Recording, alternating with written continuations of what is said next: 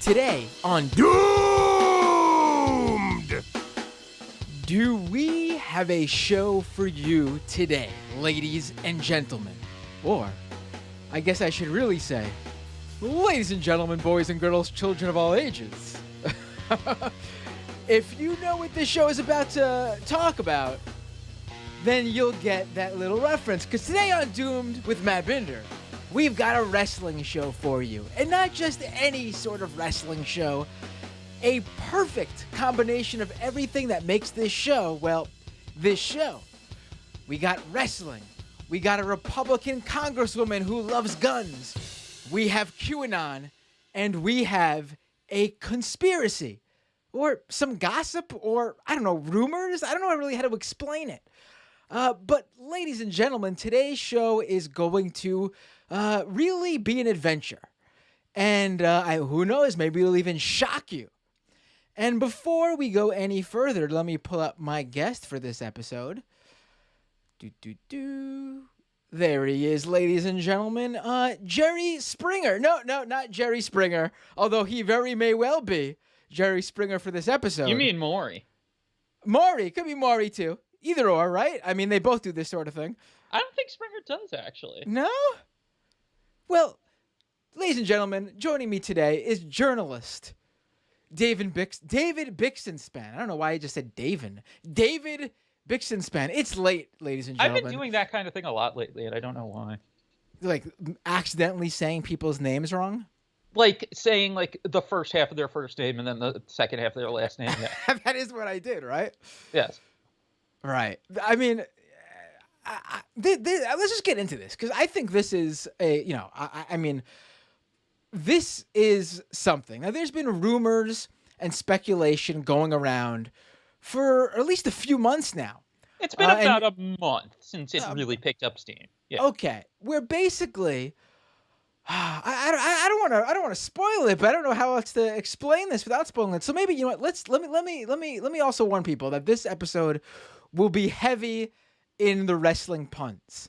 Like, for example, if you're ready for David Bixenspan to drop what he discovered during his investigation about Lauren Boebert and the speculation about which pro wrestling star could possibly be her father, QAnon Congresswoman Lauren Boebert, I should add, then I guess right here in the YouTube chat, you gotta give me a hell yeah.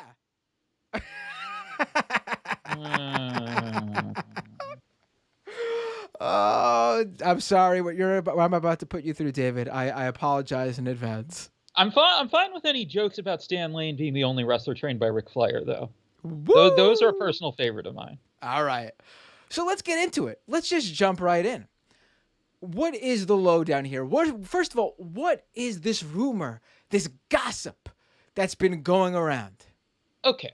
So, though this really picked up steam about a month ago when someone tweeted this stuff at Will Menaker of Chapo Trap House, it, as best as I can tell, it goes back a little bit further to late January when someone in Lauren Boebert's replies on Twitter replied with a screenshot of a Facebook post from her mother on the page of a wrestling fan convention from 2013 asking if Stan Lane was going to be there because he's the father of Lauren Roberts Boebert and he should meet her.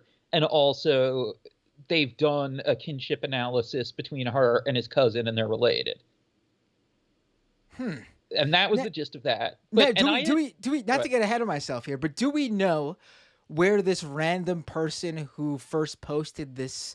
Well, obviously he or she is not the very first, but the first person to start this, the revival of this discussion online. You'll get into what I mean by revival in a little bit, but do we know how this person just randomly out of the blue pulled up this years old information about Lauren Boebert? So I did not get in touch with the initial person. And I really don't know where they would have found it originally because I mean, when I tried to find, I initially thought the post was gone and it was just a screenshot because I tried searching and it wasn't coming up. It turned out that I guess that stuff doesn't show up on search, but if you dug into, whatever it's called, the third-party posts on like an event or, like fan page or whatever on Facebook, that if you dig into those and scroll back, and it hasn't been really a active page for a long time, then you could find it that way. And I ended up, making archive.is archives of everything to be safe too. Right. And I should note that, this not just, Facebook is notoriously difficult to search. It's not like Twitter where you put in a keyword and literally whatever has ever been posted on the site will pop up. Well, and that's part of YouTube too, with YouTube comments. Right. So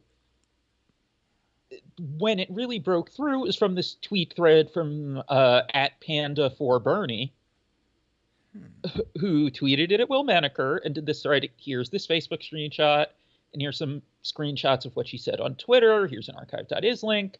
And then also, here's this YouTube video of Stan Lane from the 80s where there's like a dozen comments from Lauren Boebert's mother's account that look like they may have been arguing with deleted comments from Stan Lane's wife.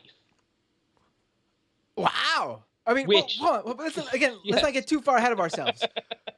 Now, everyone knows I love pro wrestling, and I talk about pro wrestling a lot on this show, but I need to come clean, David. I don't regularly discuss sweet Stan Lane on this program. So no, you don't. Can you summarize for the lay people out there, who is Stan Lane? As far as his stature in the wrestling business, I guess, to start with? Yes. Okay, so Stan Lane is a wrestler who started at the very end of the 70s. He, I think, was like this big guy in the Myrtle Beach party scene, was unofficially dubbed the mayor of Myrtle Beach or something like that. And naturally, working at beach clubs, being involved in all that, he meets Ric Flair. And Ric Flair, I guess, seeing this handsome young coxman. A handsome young what? Coxman. What is that? For some reason, Stan Lane is the one person in human history I've heard the word coxman associated with the most. Could you? You need to. I don't have a dictionary handy. What is a coxman? You've never heard the word coxman before? Okay, I have let's not. Let's see what Google says if I do define. I mean, you did just say that he is the only person you've ever heard described as a coxman. Okay, so Oxford has it as a man reputed to be extremely virile or sexually accomplished. Oh, I mean, I guess it's right there in the name. I thought maybe it would mean something else, but okay, a coxman. Continue, David. So, he, just kind of floats around different wrestling jobs for a few years. And then in 1982, he hits it big when he's put in a tag team with Steve Kern, a wrestler who he had teamed with before and been around for a few years, as the Fabulous Ones. They were the proteges of the big all-time wrestling legend in Tennessee and Kentucky at the time, Jackie Fargo. He and his brothers were the Fabulous Fargos. So now, before you go any further, I just want to say for the live stream viewers, I am, or for anyone watching this video, I am pulling up Stan Lane's picture here so you can see what a strapping young man Stan Lane was. He was a handsome guy. A handsome young man that also has kind of a resemblance to Lauren Boebert. And, I need to put the pictures together, I guess. Hold on. I tweeted. Find the tweet. We'll do that. We'll do that in a little bit. I don't want to get ahead here. So right, that's Stan Lane. I pulled up the image of her as a blonde because he looks a little bit like Brian Pillman, actually, to me.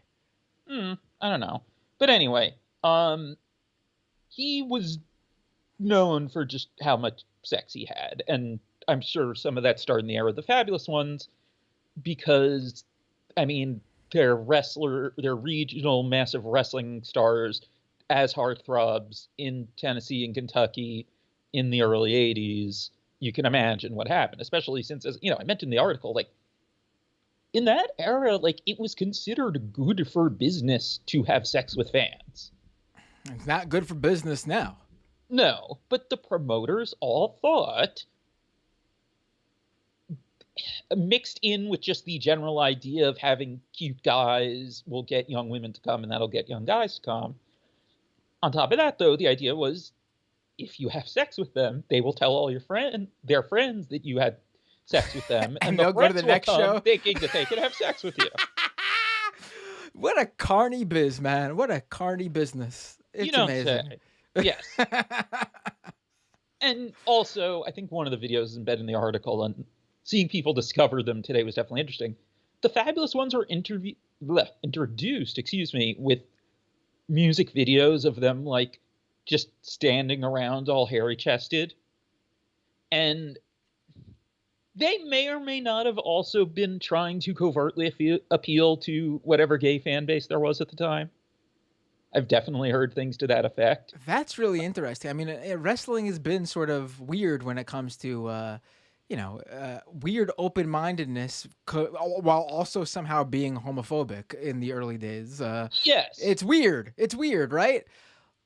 Right. Pat Patterson could be the most respected person in the business, in a very homophobic business, because he was such a great wrestler, but who was also openly gay to everyone. Right. It's a bizarre world of wrestling. It really is. Right. And I feel like this story will once you tell it, I think everyone will agree. It will bolster that claim that it's a very weird world. Yes. And also, just again, as far as Stan Lane's reputation, I put this in the story from Mick Foley's first memoir, 1999's Have a Nice Day, talking about traveling with Stan Lane and his tag team partner for a time. One night, I saw Stan opening his door carrying about 10 jumbo-sized bottles of baby oil. I didn't have to rack my brain to figure out what was going on in Stan's room that night.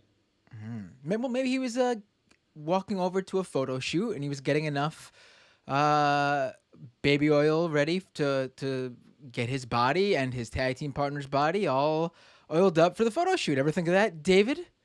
Mick Foley? 10? 10 bottles? Well, they're rather large men, no? Oh, perhaps.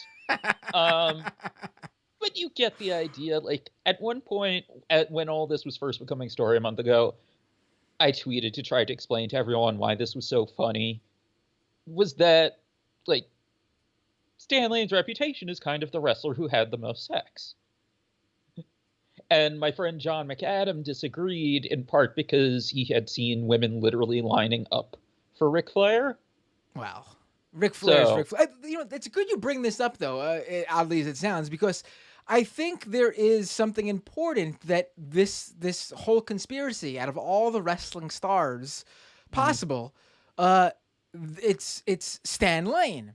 Because obviously, if you were someone who wanted to lie about who your child's father was in order to get, money out of it or fame out of it, it would not be Stan Lane. Exactly. Like, he, in his own right, in the wrestling world, he was a star during the 80s in certain territories.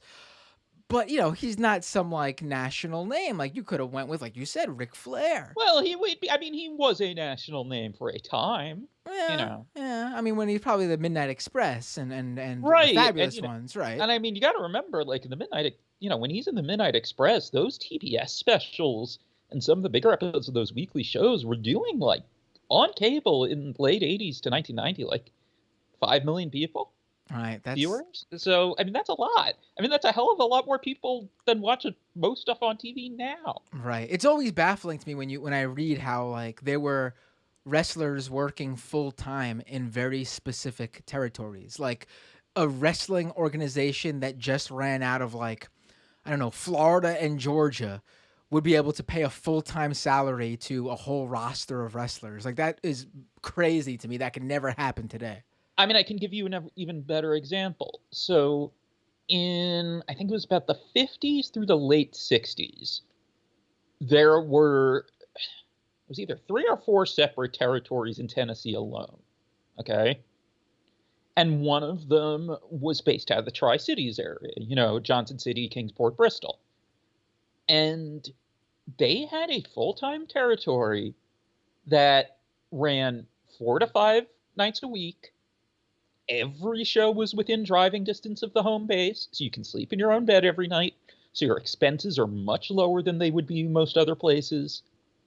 And I have a letter that the tag team of, I mean, kind of goes to what we were saying earlier, Ron Dupree and Chris Colt, who were both openly gay and at one point a couple. And the letter talked that they sent this to Jack Pfeffer, a wrestling promoter and agent and stuff. This is in the late 60s, talking about how they were in the Kingsport territory and they knew they could make more money, but they were making, adjusted for inflation, each $80,000 a year in a territory where they never had to get a motel room. That's there's to give people some sort of understanding in that. There are wrestlers in the WWE making less than that, a lot less than that, and having to pay for all of their travel expenses. I don't know about that now, but it did happen for a while. Absolutely. Oh, there were people who were certainly guaranteed that or less at times. Yeah, absolutely. I mean, the only people now that would be getting guarantees in that range or less would be, in the developmental system in NXT. But I believe the NXT people have all their transportation expenses covered. Oh, okay. I just remember hearing about Balls Mahoney in like 2009 getting paid like half of what you just said in today's money, half of that, like $40,000, and having to pay for his travel, his hotel, all of that. Yes. But anyway, you get the idea. And then, even if you extend it to, Stan Lane being in the Fabulous Ones and stuff, the Fabulous Ones also had a bunch of extra income because in Tennessee, at their peak, but in general, this was a thing in Tennessee, they were always ahead of the curve as far as merchandising. So you could buy photos, posters, whatever. Right. And they're making all this in cash that they're probably not reporting to anyone. Right. So now that we got Stan Lane. Yes. People know who Stan Lane is now. Listeners know who Sweet Stan Lane is. Let's get now deeper into this whole thing. So there are comments online that people discover where Lauren Boebert's mother is arguing with Stan Lane's wife. Presumably. I mean, if you take them at face value, and I don't see why you really shouldn't in the context they exist, where it's, they're from 2008. Lauren Boebert isn't even the restaurant owner conservative celebrity yet. She's nobody. Right. Yeah, she's nobody. Is she even running her Colorado Shooters does bar not and open grill? until 2013. There you go. So she's literally nobody. Even in Colorado, she's not even a small businesswoman that the local community all knows. Right, exactly. So, I mean, I don't see any reason to doubt that they're what they look like, or even in the one or two comments where she says she's quoting something Maria Lane said, I don't really see any reason to doubt that she's being truthful there, that that's something Maria Lane said in that thread that later got deleted. Right. So basically, though, Lauren Boebert's mom, though, has a whole history stemming years, like a decade or more, of leaving comments about Stan Lane. Could you go into that? Yeah. So here's the chronology of that.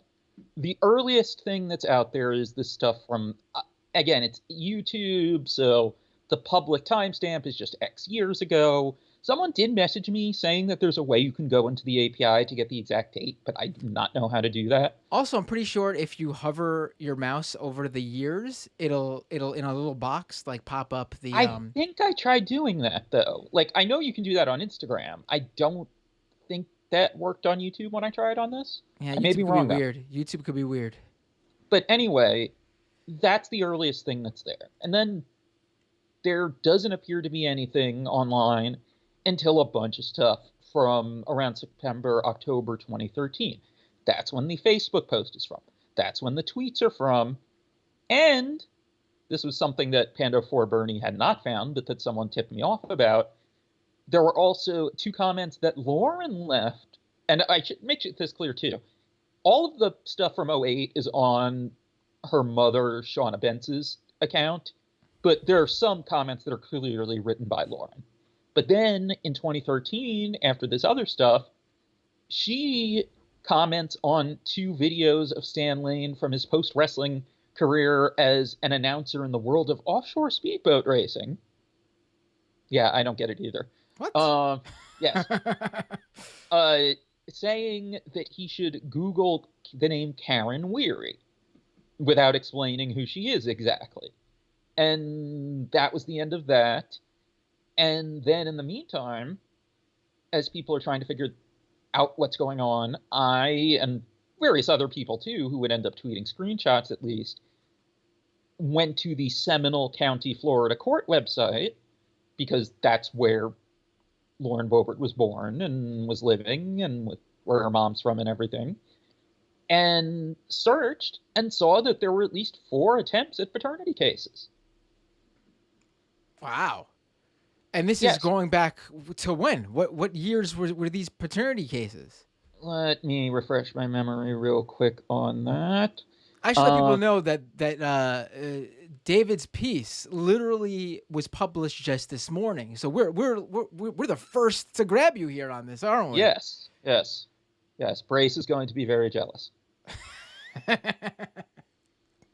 Okay, let me see if I can find out. I mean, I'll add too that actually in nearby Orange County, which is where Orlando is, she actually filed something a little earlier that someone sent to me earlier today.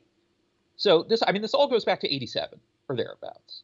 Okay, the simplest way to put it. So Lauren Boebert's mom, Shauna Bentz, goes to a wrestling show. Do we know what date this wrestling show is? March 9th, 1986, which, I mean, that's the night of a show in Orlando that Lane was at, so it all fits. So she goes to a show, Stan Lane is performing, and she claims that night, Sweet Stan Lane picked up, well, she's not saying this part, but I'm saying this part, picked up 10 bottles of baby oil, and and they hooked up. And it's not just she says. In his answer to the complaint, once he's finally served in 1990, he does concede that they have had sex. Well, okay, so we have a confirmation that there was they did the deed that could have possibly produced a child.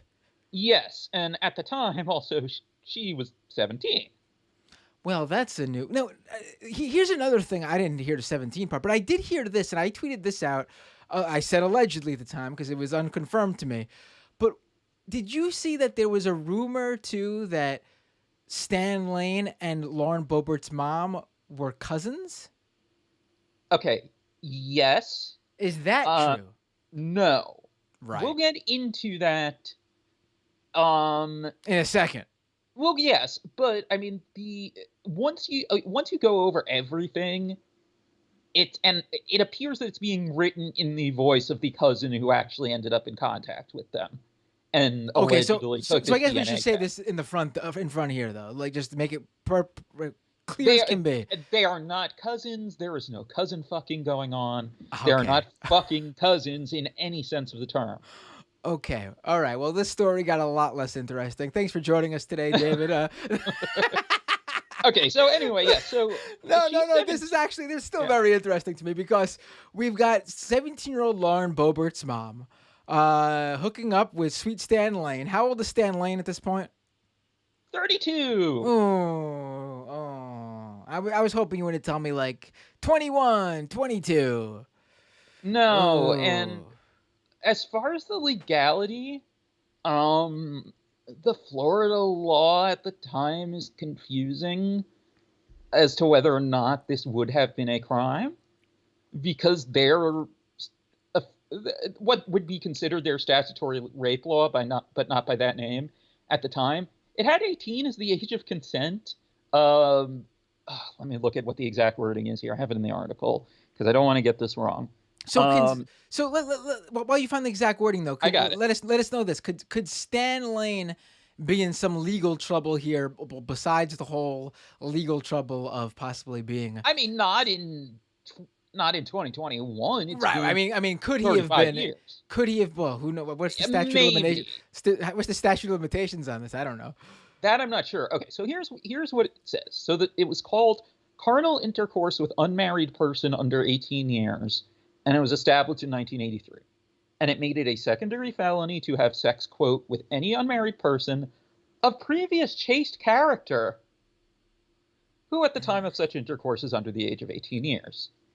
Now, if you were to cite her alleged unchaste character in your defense, the past unchaste character cannot be from you making her unchaste. I don't even know what that means. Basically, it's not a crime if she's not a virgin, but it's still a crime if she's not a virgin and it's your fault. Now, I would love to know. Well, I would love not to know, but I guess curious people would like to know how the law would square to that one. How they'd get to the bottom of that one. I don't know. Right? Yeah, I don't know. Oh, this honestly went somewhere where I wasn't ready for. I thought when you told me the cousin stuff was out of the picture, I was like, all right, it's not gonna get gross anymore. Now I think this is grosser than the. The cousin stuff. Man, that is bizarre that a law would make that sort of distinction. Weird, man, weird. Yeah. I'm guessing this is not the law in Florida anymore. No, it's not. But when I was trying to go back and finally found the link on, I think it was Florida State University's website that had all the historical statutes, Tim Burke, formerly of Deadspin and Daily Beast, had warned me, like, that this was the law and that it was in conflict at the time. And he is pretty much my most trusted source on all things Florida. So it didn't surprise me that he was completely on the ball about that. Yeah. Yeah. All right. Well, let's get back into the your investigation here. So we got the comments. We've got, where are we at even? I think I've lost the timeline here. Well, so I told you all of the comments through 2013, and then people found out about the Facebook comment specifically is really interesting to me because she's leaving this comment on a 2013 wrestling reunion signing show, right? Like it was like right. A WrestleFest type deal. So presumably the reason is that I guess from oh god, we haven't talked about the fake Stan Lane yet, have we? We'll get to that. That's another yes. That's another wrinkle. This is a really interesting story. I want to, and it's not just gossip. I think it's also important, and we'll get to that at the end. I think this does help define an individual who ends up the person Lauren Boebert is today. Absolutely. Isn't just, we're not just ragging on this gossip, this woman and talking gossip here. There is a legit reason to talk about all this, and it is what we're basically going through. All the recipe on how to create this far right wing, gun obsessed, conspiratorial believing now congresswoman, and she's young. She's 86. I was born in 86, man. Like she's my age. It's it's crazy to see someone turn out the way she did. And this is sort of, we're gonna get to see why she turned out this way. Yes. So everyone sees that these lawsuits exist. They're, screenshots of the dockets are getting tweeted everywhere. Within both wrestling Twitter and lefty Twitter. And the thing is, though, it's just the dockets. It's not really much clear about anything that happened other than it was discharged finally in 1990. But then I notice, well, there is this one thing that says she wrote or she sent a 23-page correspondence to the court in September 2013. I'm like, And I'm thinking, and it's like, okay, well, wait, it doesn't show anything I can download, but wait a second. It's Florida. Florida, for all of its faults, is by far the best state for not just public record laws for public record requests, but also having very online county courts. Is that true? Florida is known for being good with their record keeping and their accessibility of those records? Oh, God. The Sunshine Law is the best public records law in the country. It absolutely is. Wow.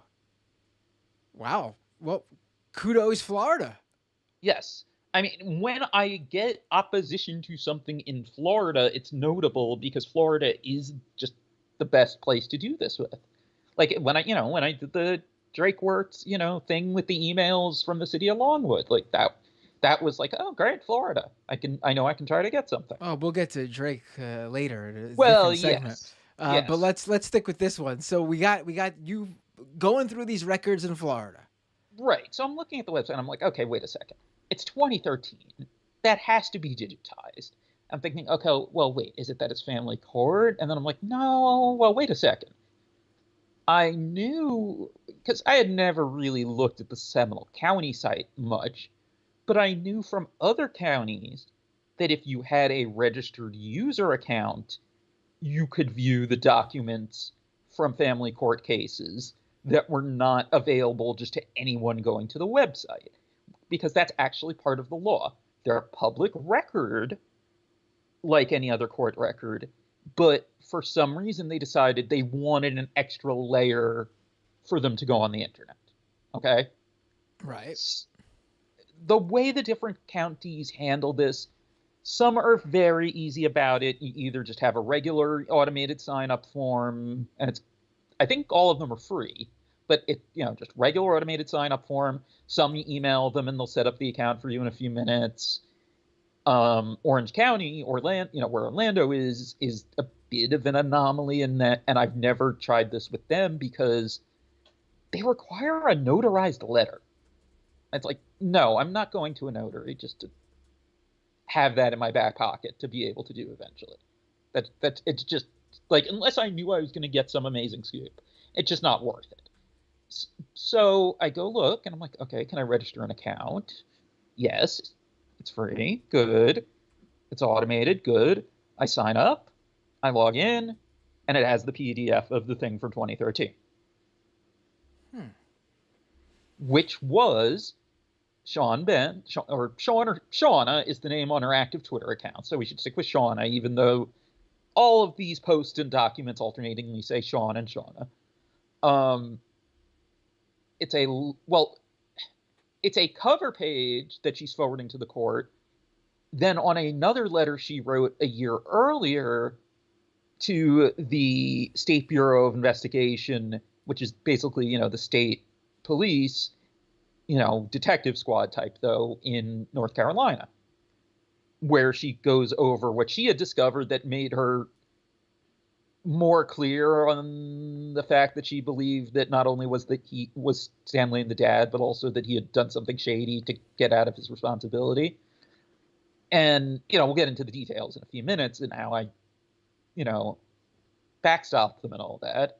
But she lays all this out. She includes some attachments. She includes a letter that's reportedly from Stan's cousin, among other things with this. And then she forwarded this to the court a year after she sent it to the SBI. Unfortunately, we don't know anything about whether or not the SBI looked into this, took any kind of action, anything, because North Carolina's public record laws are not as good. And apparently, this is what their public information officer told me, is that in North Carolina, police investigative records are considered not public record. What? Yeah. What? Yeah. If this is not true, I don't even know why they would try to snow me that much when they didn't even know what I was looking for. But that's what they said. So we don't really know if that went anywhere. But this became the key to everything. This gave me the full idea of at least what she thought happened, and then let me go looking for newspaper articles and appellate court records online that could back things up. And then I called up the Mecklenburg County Court in North Carolina, where Stan Lane lived, and by the time he was served and all that, and I got their side of it, which was almost 100 pages, I think. And they sent it to me for free, by the way. They had this already digitally archived. Like, kudos to Mecklenburg County, North Carolina. And from there, I was able to reconstruct everything. And also, kudos to my editor, Josh Schellmeyer at Mel, which actually, I know you have the link in the description and stuff, but Mel Magazine, because I don't think we actually said it up top, is where the article is. My initial draft was definitely not as good, and he urged me to try to basically build it as chronologically as possible. And as soon as very confusing, very all over the. Not saying yours is. I'm saying the actual story is. It's dense. Like, yes. Yes. Yeah. Yes. And he was absolutely right, because I also started seeing things that I hadn't really noticed before once I just put everything in chronological order. Right. So take us through chronologically. Okay. March 9th, 1986. Championship Wrestling from Florida and Orlando. They meet. They have sex after. 9 months later, Lauren's born. Quickly, she's trying to sue him for paternity. And I'm just going to mention it because obviously it's a question that people are wondering. She never says whether or not there's someone else that could be the father. But I'm like, I don't want to go any further than that. Because as we'll go over, she has very good reasons to think he's the father. And that he might have done something untoward in getting out of his responsibility. So she keeps trying to sue.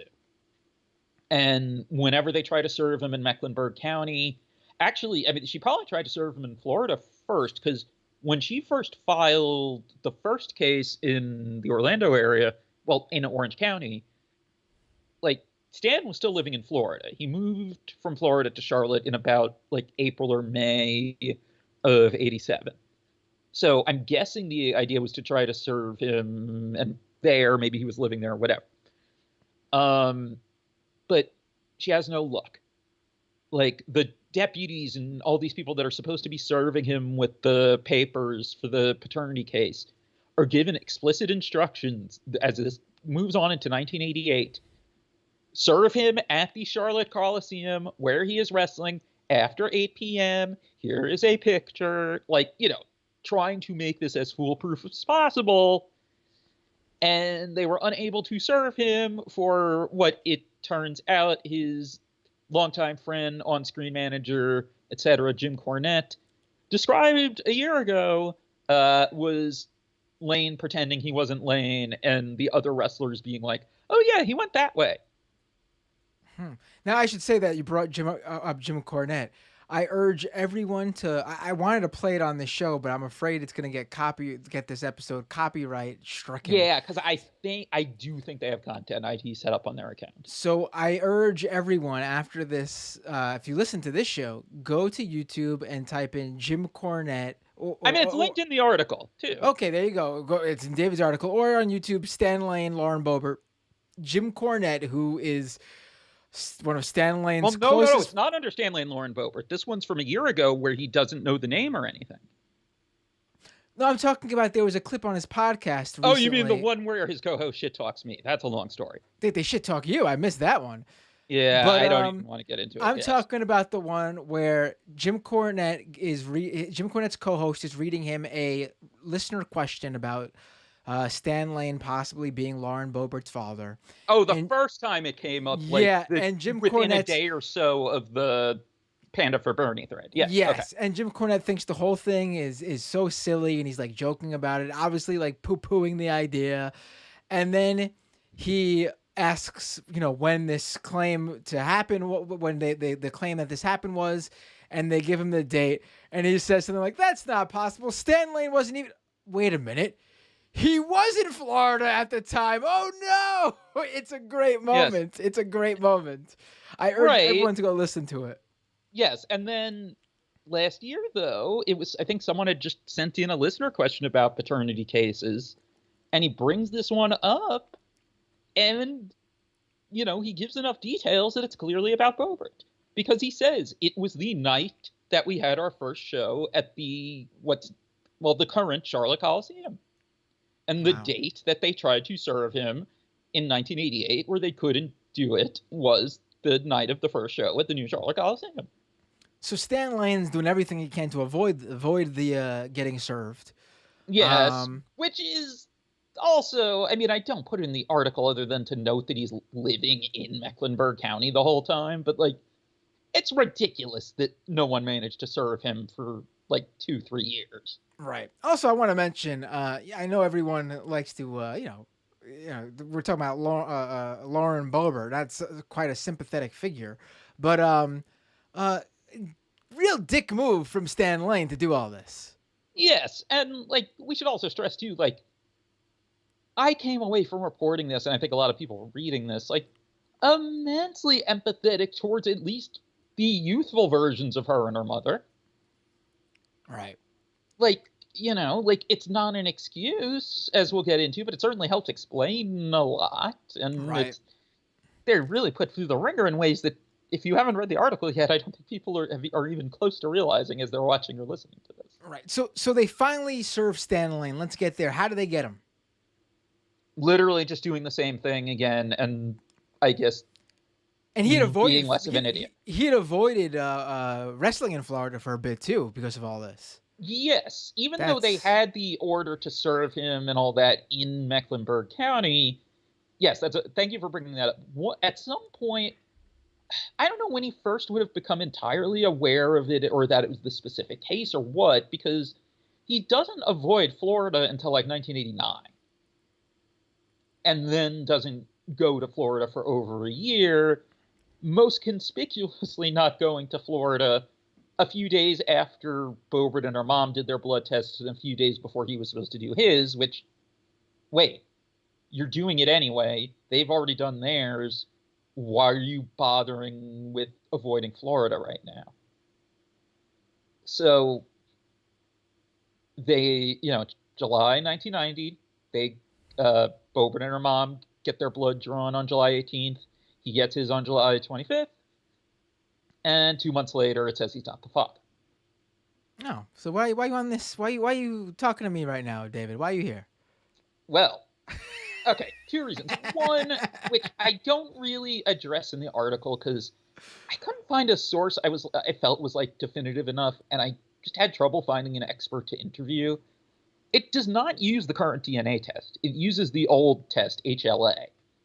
So I've seen conflicting things on the difference in accuracy. Some of the stuff I've seen says HLA was only like 80%. And that it could not distinguish between immediate family members. So, like, for example, if there was a woman who cheated on her husband with his brother, that the old test, based on what I read, but ended up not including the article, it wouldn't have been able to distinguish between them. Whether or not, like, for something like this, how effective it was, again, that's why I didn't include anything about that, just because it was kind of murky. But I didn't want to mention that, like, for people who are wondering, like, it's not the same test as now. So there are other factors here, too. But as far as what's going on, in 1990, Shauna Bent has no idea what's going on. All she can think of is maybe that his lawyer arranged something, because she's sure he's the father. She can't figure out what the hell could have happened. And she notices, though, when she gets her copy of his paperwork, that there's no photo of him and no fingerprint from him. Her paperwork had a space for the fingerprint, and she put it on. It did not have a space for the photo, but they did take a Polaroid photo. And his paperwork had spaces for Polaroid and fingerprint, and it didn't have them. So she reaches out to her caseworker, and it's like, this is weird. Could you reach out to the people in North Carolina to make sure that, we get this photo that shows that he was actually at the lab?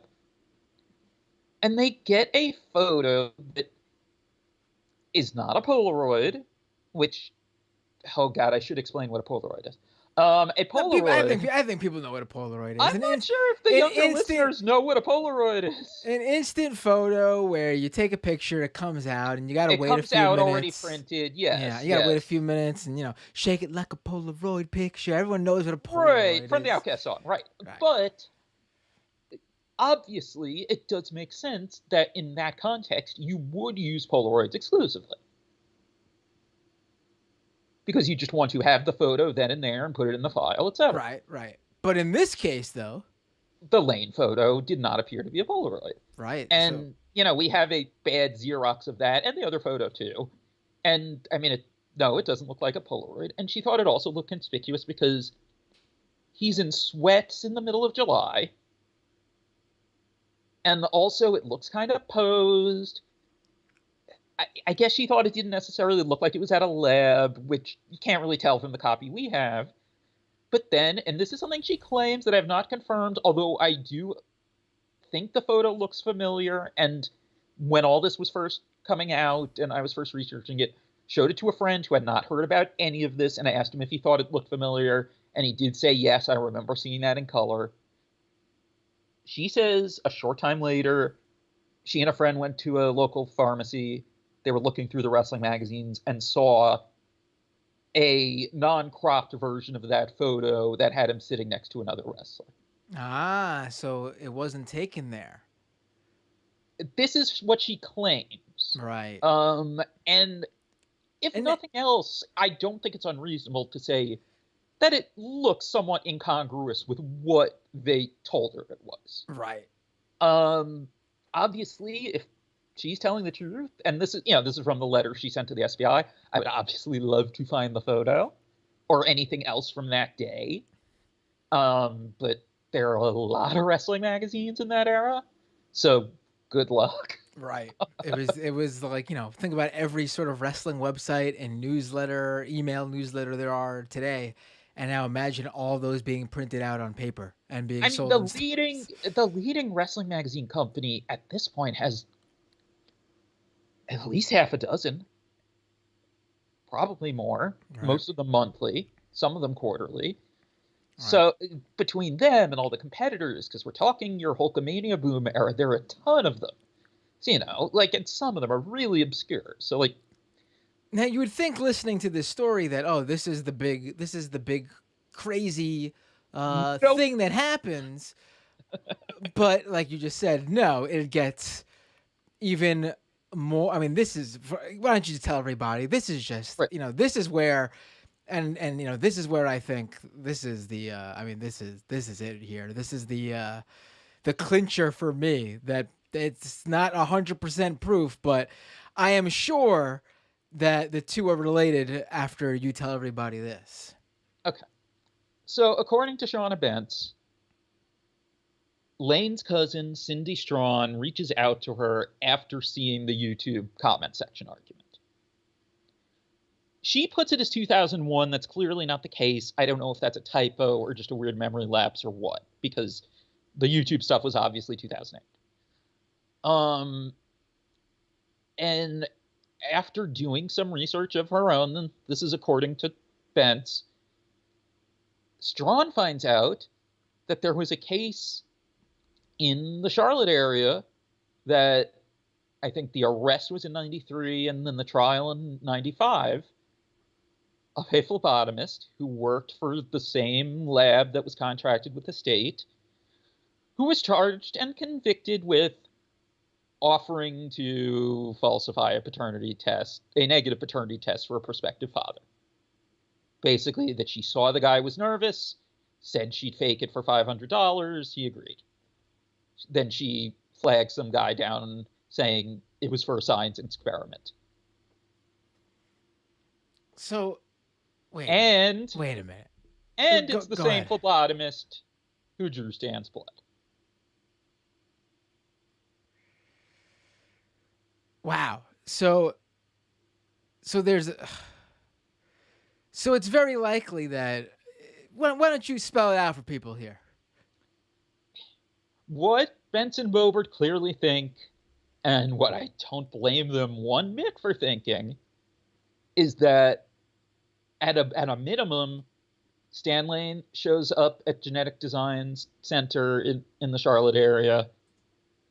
He's nervous or skittish, or maybe even Karen Weary, the phlebotomist, recognizes him from TV. She makes her offer, I can make this go away for $500. We just don't use your blood. We use someone else's blood. And he agrees to do it. I didn't put this in the article because there just wasn't really anything to really follow through with on it. But in the letter, Bentz does mention that another cousin of Stan's was working at Genetic Design at the time. with, I guess, her inference being... I'm assuming too that that's where the people got confused with who was whose cousin.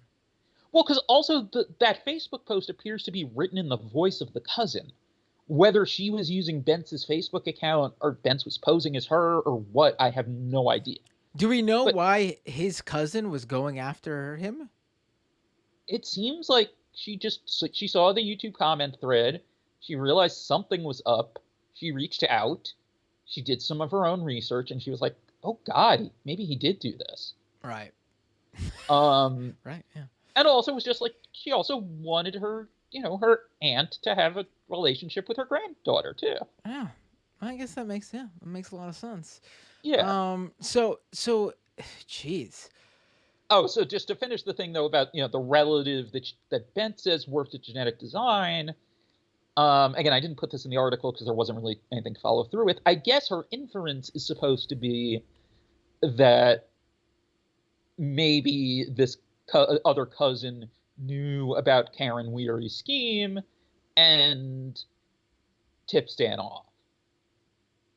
And that's maybe why, it doesn't even mention the skipping out on Florida thing, but I can see the logic to that maybe he doesn't go to Florida because he knows he has it in. It's not an unreasonable direction to take things in with the available evidence. Right. So let's actually now bring in, too, the fake Stan Lane angle here. Yes. Okay. So the fake Stan Lane is only mentioned here because I needed to kind of show why it was actually a deleted Lauren reply from her account to Maria Lane that she copied and pasted into like a Word doc that Bentz did that she saved or whatever, and it showed the username it was replying to, and it's the same username that Maria Lane uses everywhere else, and that included a message board thread on like just some random college sports message board where she dumped in to say, no, Stan Lane is not dead when the fake Stan Lane died. So the fake Stan Lane, was it 2010 or 2011? I think it says. But anyway, this guy, Samuel Tyser, dies in Memphis. 2011. And the obituary is placed by the funeral home in the Memphis Commercial Appeal, the big daily newspaper in Memphis, saying that Samuel Tyser has died and he was better known as Stan Lane of the Fabulous Ones. So people see this and they're like, well, wait a second. Pretty sure Stan Lane's name is not Samuel Tyser. The age seems wrong. His name is actually Stan Lane, isn't it? Or something. So I had thought it was Stan Lane, and then I saw on Wikipedia, and they were right, and that helped find the court records too, that his full name is actually Wallace Stanfield Lane. But still, yes, Stan Lane is basically his real name. Yeah. Okay. So people see this, and they're like, well, okay, wait a second. People start reaching out. The Memphis Commercial Appeal is like, well, I mean, the funeral home does it, and we never really get correction requests for obituaries placed by funeral homes. And they end up doing a story and stuff, and it turns out this was a guy who met his wife, told her he had wrestled as Stan Lane of the Fabulous Ones, but retired, while Stan Lane was still active and all over television, including locally. They got married. He kept up the act the whole time.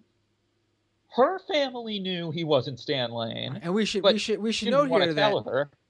here that the fake Stan Lane and his wife ended up having a little baby girl named Marjorie Taylor Greene. Imagine. Okay, now I gotta think though that there are people who are reading this and thought that there was going to be a twist that that Lauren Boebert's mom actually ended up hooking up with the fake Stan Lane, right? And that's where this would all twist and turn. And I'm sure this even confused the Bobert family when they looked into this at first. I'm sure they heard of it. I'm fairly sure the post on the Wrestle Reunion page is because Wrestle Reunion was run by Sal Parenti, who's kind of Stan's emissary to wrestling these days. So, I mean, it all kind of connects that way. So, anyway, So Sal Correnti, and yes, and Sal Correnti was in the various news stories about the fake Stan Lane being the fake Stan Lane. At one point, Stan calls the widow, and or maybe it was the newspaper, the funeral home, and he's like, "No, I'm Stan Lane." Eventually, it all gets sorted out, but still, like, there's other like weird stuff that people don't understand the full extent. Like, they were selling Fabulous Ones merchandise at the funeral for if fans showed up. It's just a weird story. But we should also stress, though, too, this is not an uncommon thing to happen around wrestling. Like, literally, you can find a post I did on Cage Side Seats at the time listing every single, like, claiming to be an actual name wrestler or claiming to have had a run as a big name wrestler that didn't actually happen. Right. There's been like 100 wrestlers who claim to be the real Doink the Clown. There's no, my favorite, which for some reason I'm assuming he sent an angry email after I left Cage Side Seats during the period where they were angry at me for some reason. They deleted this from the article, but my favorite is a guy who claimed that he wrestled as Big Daddy Bruno Beefcake, the gimmick brother of Brutus the Barber Beefcake. And it's bullshit. Well, I think the difference here, though, is I think most of these guys claim to be these other wrestlers while working in the business or whatever. But I think the fake Stan Lane taking it to his deathbed and actually getting written up as the real Stan Lane in his obituary. Well, he's not the only one of those.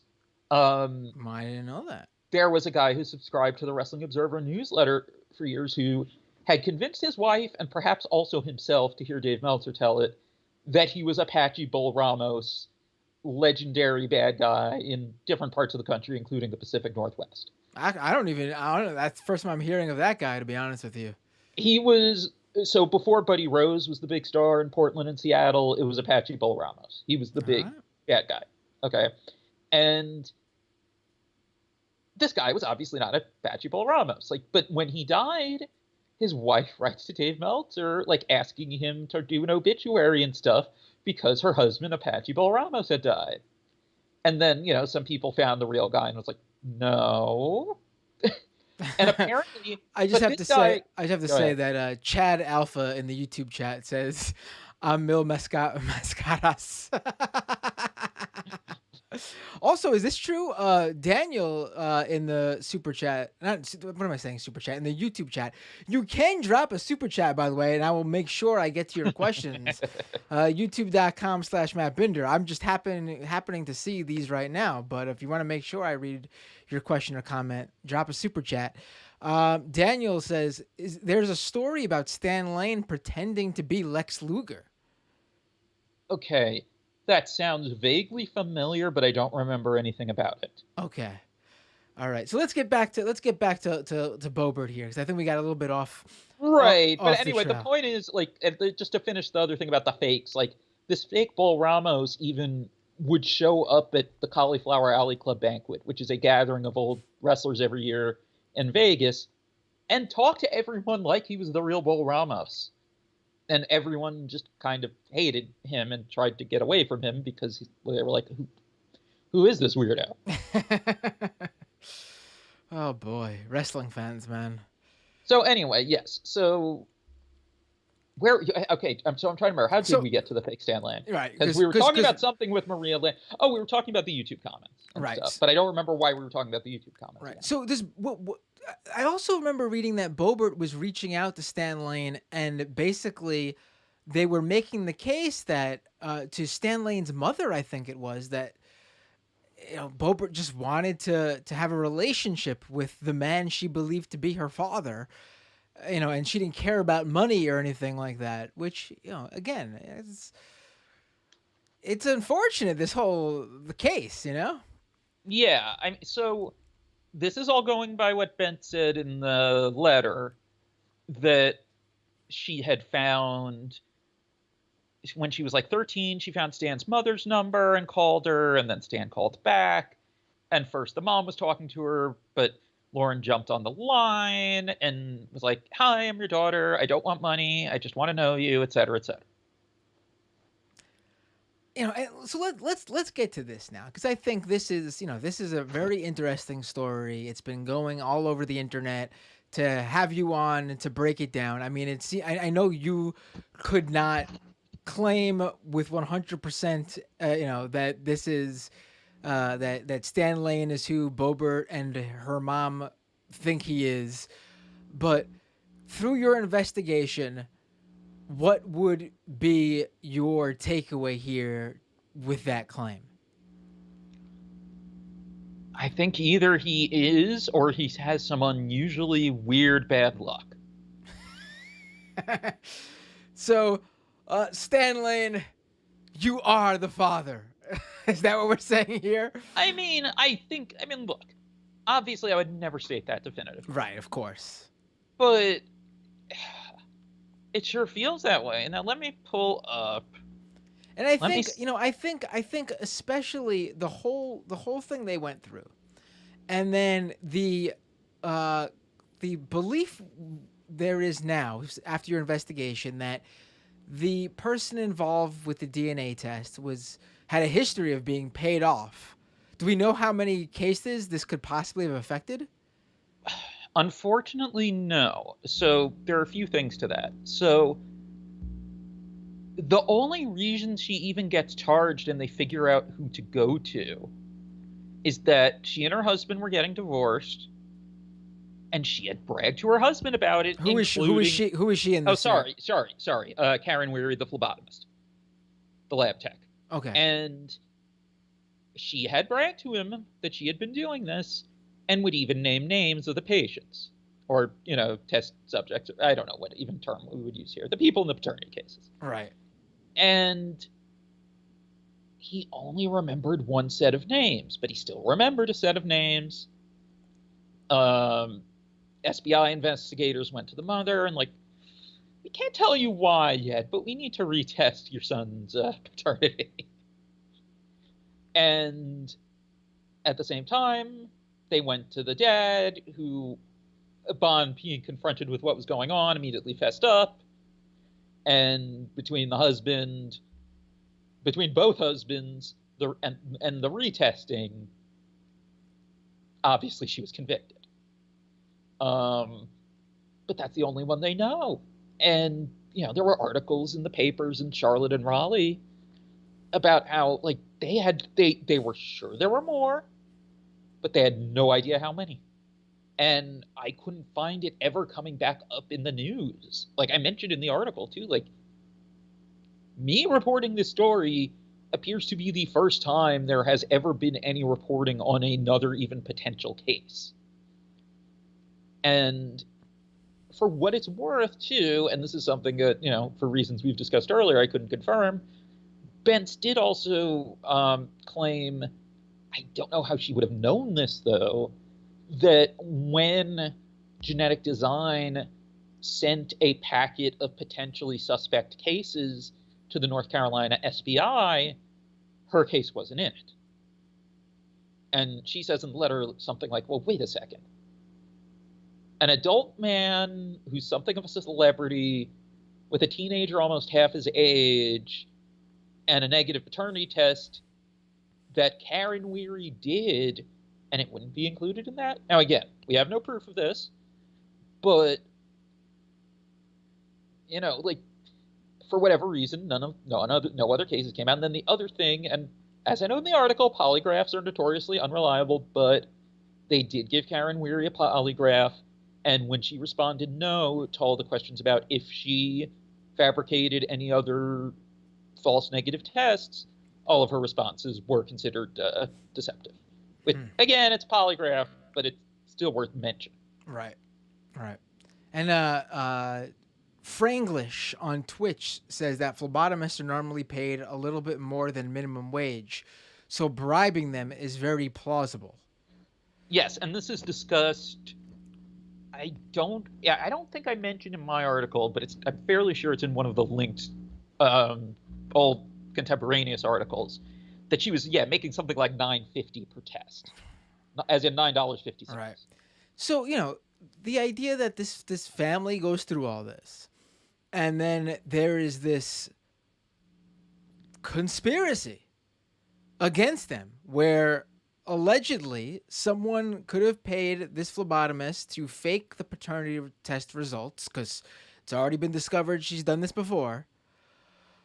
I mean, you said and that she did it like 2 months after Stan's test too. Right.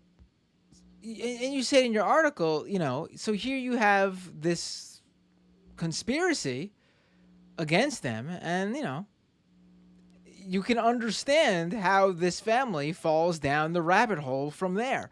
I mean, because it should be noted that Lauren Boebert's mom is a QAnon follower. I mean, she is much more of a QAnon follower than her daughter is. Right, yes. I mean, Bobert made some weird comments, but I mean, among them have been, no, that's my mom. Right. About the QAnon stuff. But, right. like, she did say she hopes it's true, which I don't even know what that means. Right. Like, you hope there is an elite pedo cabal? Like, is that what you're saying? Right. But, so, like, I think it's fair to say Lauren Boebert is also pilled. But... Well, usually people say the QAnon Congresswoman and they bring up Marjorie Taylor Greene and Lauren Boebert, but I always make sure to say on the show that the two of them are not the same when it comes to their QAnon beliefs. Right. Bobert is just someone who is just your normal, average conspiracy theorist who takes these sorts of things and reads them and regurgitates them. In the case here, she would say, "I hope it's true," as one of her ways of spreading it. But Marjorie Taylor Greene is full on board, knows all the QAnon influencers, spreads this stuff herself, is a QAnon influencer really herself at this point. She's like a star QAnon supporter. Not same as Bobert, but yeah, I think it's fair calling them both the QAnon congresswomen. It fits. Just you have to make that distinction. Just have to make that distinction. But when you have this person who is this far right-wing conspiratorial thinker, she grows up in Colorado. I don't know. Do you know what Stan Lane's politics are? I know his buddy Jim Cornette is a pretty hardcore liberal. I don't really know.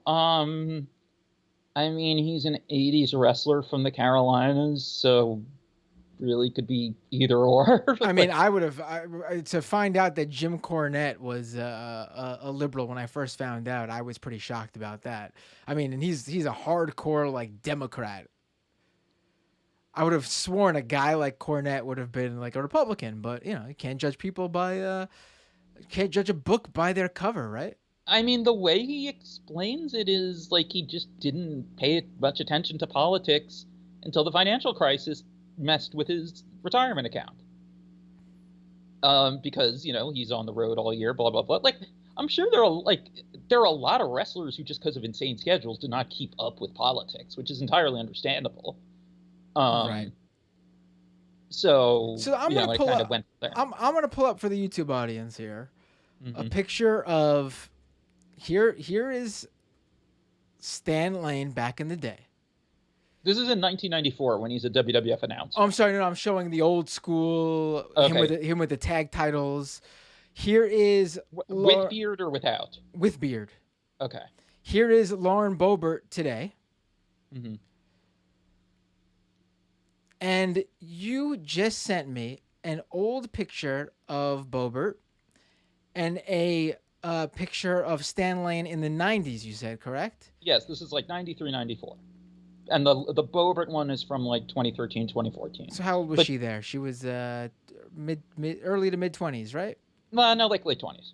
Late 20s, here we go. Late 20s, but really the important part is that she has blonde hair. I'm bad at this. You're right. She's not wearing. She has blonde hair like Stan Lane does. Now, I'm bad at telling this stuff, man. I don't know. There could be a resemblance here. There could not be. I don't know. I think there's enough that it doesn't seem remotely ridiculous, if nothing else. Right. I mean, she looks like a young girl from Florida. That's what she looks like to me. She was she was an attractive young lady. She reminds me of Sarah Palin now with her brunette hair and her glasses. Yeah, I do wonder how which much means hubba hubba. I mean, oh God.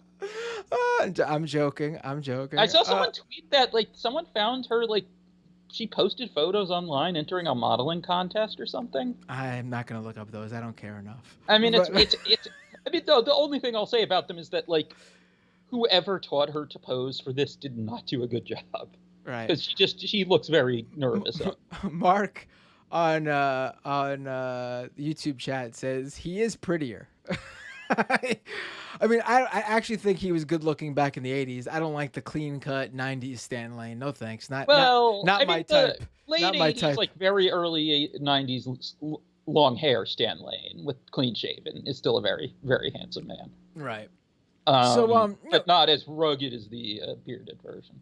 So David, thank you for joining us to run this down. Now we had another story to talk about, but I feel like it's too much for people to take in. I don't know. Do you have some time to talk on the second half of the show for a little bit? Sure.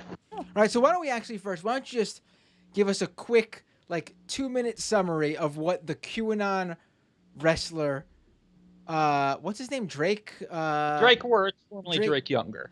Give us a quick 2-minute summary for the freebie listeners here. Jeffrey on YouTube chat says Stan is a beautiful man. People are really going for Stan Lane after I showed those photos in the YouTube chat. But give us a quick summary of the Drake story, and then we'll give the patrons the full-blown lowdown. I'm also realizing I should see if I can find any photos of midlife crisis hair plugs dressed like an ecstasy dealer Stan Lane. Is that a version of Stan Lane? Yes. Come on. It's the clothes. I mean, the hair is a big part of it, but if I can find the clothes he was wearing about 15 years ago, literally wearing the raver type pants and skin tight shirts. And unfortunately, I'm not finding it. Don't worry about it. Let's get to this. Anyway, Drake Wirtz. So you've been on this show before, right? Talking about Drake. It was a great episode where you talked about how QAnon was seeping into the world of professional wrestling, mainly due to this one WWE referee who works in their organization NXT, which is for new developmental talent. It's their talent, their developmental circuit, and he may have been he was at least informally the head NXT referee. Whether or not that was a formal title is something I've not been able to get an answer to, because there is a new head NXT referee where it's actually a formal title. Okay. But me and everyone else I've talked to have not been able to determine whether or not he actually got demoted or anything. But he also does work as a talent liaison who books the non-WWE contract talent for NXT events. So if they need someone to work as, they call them all extras, but a literal extra, they need someone who doesn't work for them, that they want to lose a match impressive, make someone look good impressively, whatever. Right. They go through him. And even though he may not even be an employee, he does have a corporate email and corporate cell phone number, which is interesting. So, okay, now I'm trying to remember. Did you have me on for the? You came on when the Sunshine Act thing, or when I did the Substack post about him? I don't remember which of those, but I remember you were on telling me about how he had brought Nia Jax, The Rock's cousin, into the whole world of QAnon and Save the Children. Yeah, so it was probably the Vice article then. And okay, so I'm guessing, if I did a thing about that may have come up when I was on Shitpost, maybe. Anyway,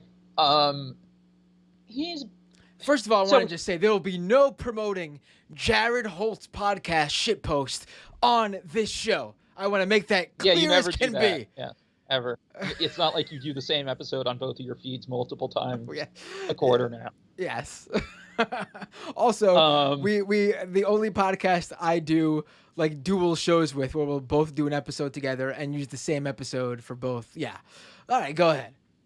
Yes, which, by the way, I really don't like when that happens, and I'm short a Hell World podcast for the week. It's not fun. Sorry about that. We don't do it too often. I But... have to go find a Knowledge Fight episode I haven't listened to yet. So anyway, so Drake Warts. He had, as we discussed before, over the summer, started posting about the Save the Children type soft QAnon stuff on Instagram. It turned out that he had started a Parler account to be his more authentic political voice, where he was more expressly a Q follower, following the Proud Boys, and also with all these people, for the most part, boosting in some way, the equivalent of retweeting or liking. Tommy Robinson, even, which to me, I felt really put it over the top, because, like, if you know who Tommy Robinson is and you're an American, you're either an extremism researcher, an extremism reporter, someone who listens to or reads a lot of stuff about extremism, or you're a white supremacist. All right. I'm not going to say which I think he is, but you get the idea. Like, that to me put it over the top, specifically Tommy Robinson. So anyway, when I wrote my Substack article too, going over his Parler, which, by the way, I know Substack is getting increasingly thorny, but as far as like the legal review that they provide to people as an option if you're in the US with paid subscribers, like, I had them do that for that article and it went well. So it's like, as much as I have concerns over the direction they're going in, it's definitely not a connection I'm going to cut off, because I'm a freelancer, and if I can't sell an article and I want to write it for myself, I'd much rather have the ability to get a free legal review. But anyway, he wrote this rambling Instagram post about me saying he had proof that I was a racist and blah, blah, blah, but he's not going to share it because he's not that person. He deleted it within a few hours. And he's just been posting all sorts of like stuff on and off. He had been more active with political stuff on his public Facebook, or at least the public part of his Facebook page lately. And just there are various stuff that happened. There was a photo a month ago on his Instagram where he's posing with all the other NXT referees, and they're making like a 3-count gesture at the photo. And his is conspicuously tilted. It was either a 2 or a 3, I forget which. But his is conspicuously tilted in a way that looks like the white power version of the OK sign. Oh, I think you're even giving him the benefit of the doubt. It was clear to me that everyone else was doing like a 3. Everyone else was clearly doing a 3. Like a 3 count for wrestling. Yes. Referees do a 3 count in wrestling. And he's going like this. I mean, it was pretty clear to me what he was doing. Yeah.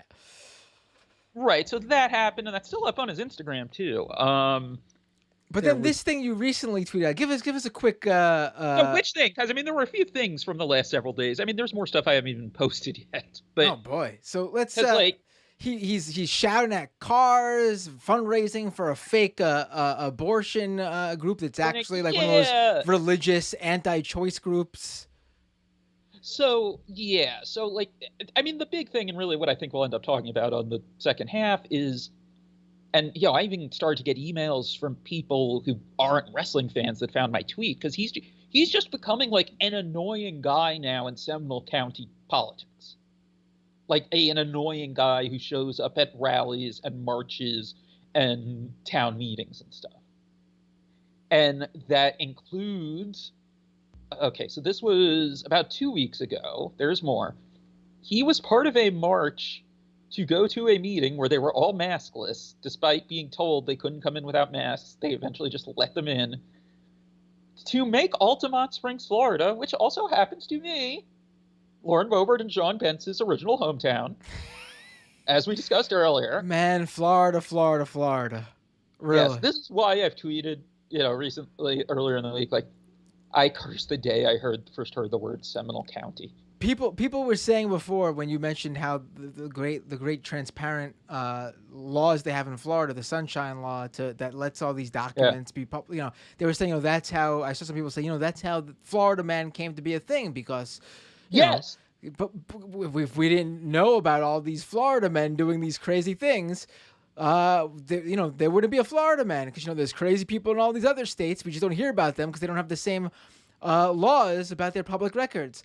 But I don't know, man. I still think there's something about. I think that's valid, though. I think it is valid to a point, but I still say there's something about Florida, even without these. I agree. Where were we going with this? Okay, so he and all of his chud friends go on a march to the city or town commissioners meeting to have Altamont Springs declared a sanctuary city for the preborn. How they think that would even work? If they think that's just a buzzword that sounds more palatable than banning abortion, I don't know. But one of the videos I tweeted was him arguing with one of the commissioners who was explicitly anti-abortion, but saying to him, it's federal law. Like, we have no way of overturning or passing something that contradicts federal law like that. Right.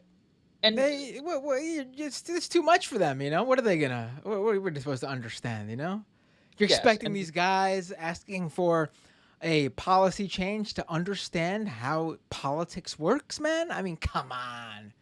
Right. And then over the weekend, and he's going to be doing another one in several weeks, he did a charity walk to raise money for a crisis pregnancy center, a.k.a.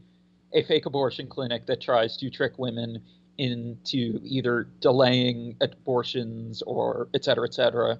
Their website does say in the fine print at the bottom that they don't provide abortion referrals or anything. But if you look at their website, I mean, they have an abortion page that otherwise appears somewhat neutral. It's not, because they include the Plan B, morning after whatever pill, which is not abortion, in that. But, they have an abortion page that has an appointments button on it.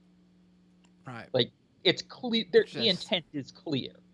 So, and again, I've tried to stay away from traditional left-right politics with his stuff as much as possible, because I feel like it would kind of money the point.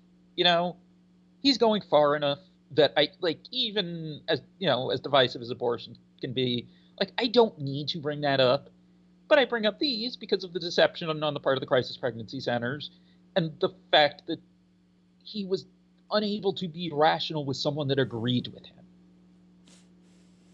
Man, let's get further into this in the second half. Well, and here's the tease I'll get everyone ready with.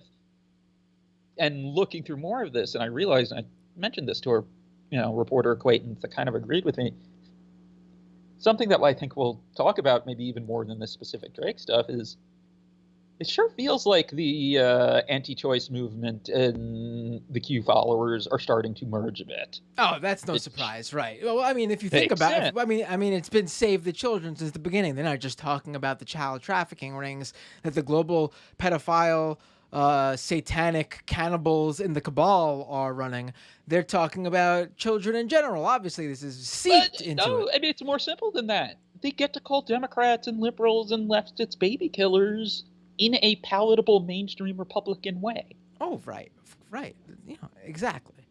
Anyway, I guess do the plugs and stuff. Right, so I'm going to do the plugs. I'm going to actually drop... You're still going to be on the Skype call, but I'm going to drop you from the feed for 1 second just so I could run this through. You can go take a break, do whatever you need to do. We'll be back in just a minute with you, David.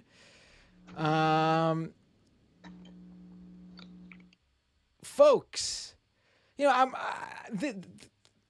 David really went deep into this story to investigate what happened, and there are certain parts where I felt very dirty. The some of the stuff he uncovered, but I think it's really important to first of all, it's really important to get to the bottom of this conspiracy theory, these rumors that were floating around the internet. That's what I do on this show. But second of all, I think it goes to show that this is what created who she is, it seems. And that doesn't mean you should feel sympathetic towards her necessarily, or that, it gives her a break for becoming this person. I mean, there's plenty of people who have deadbeat dads who don't want anything to do with them, or people who don't know their fathers who don't become a Lauren Boebert. But, there are all sorts of people out there, and this is who Bobert is. And this is part of what created the QAnon believing, gun-toting, diarrhea-causing, look it up, by the way, her restaurant shooters once catered for an event which caused, they apparently served up some food poisoning, giving people massive diarrhea. That's what created the monster. And, Stan Lane should feel crappy if he knows this is true or not. And if it is, which it seems like it is, allegedly, he should feel crappy. He's a deadbeat dad. Call Bobert, please. Give your daughter a call, buddy, if you're listening to this. You could turn it all around, maybe. Get her on the phone with Jim Cornette, at least. Maybe that would at least make for an interesting recorded conversation. Let me do some quick plugs.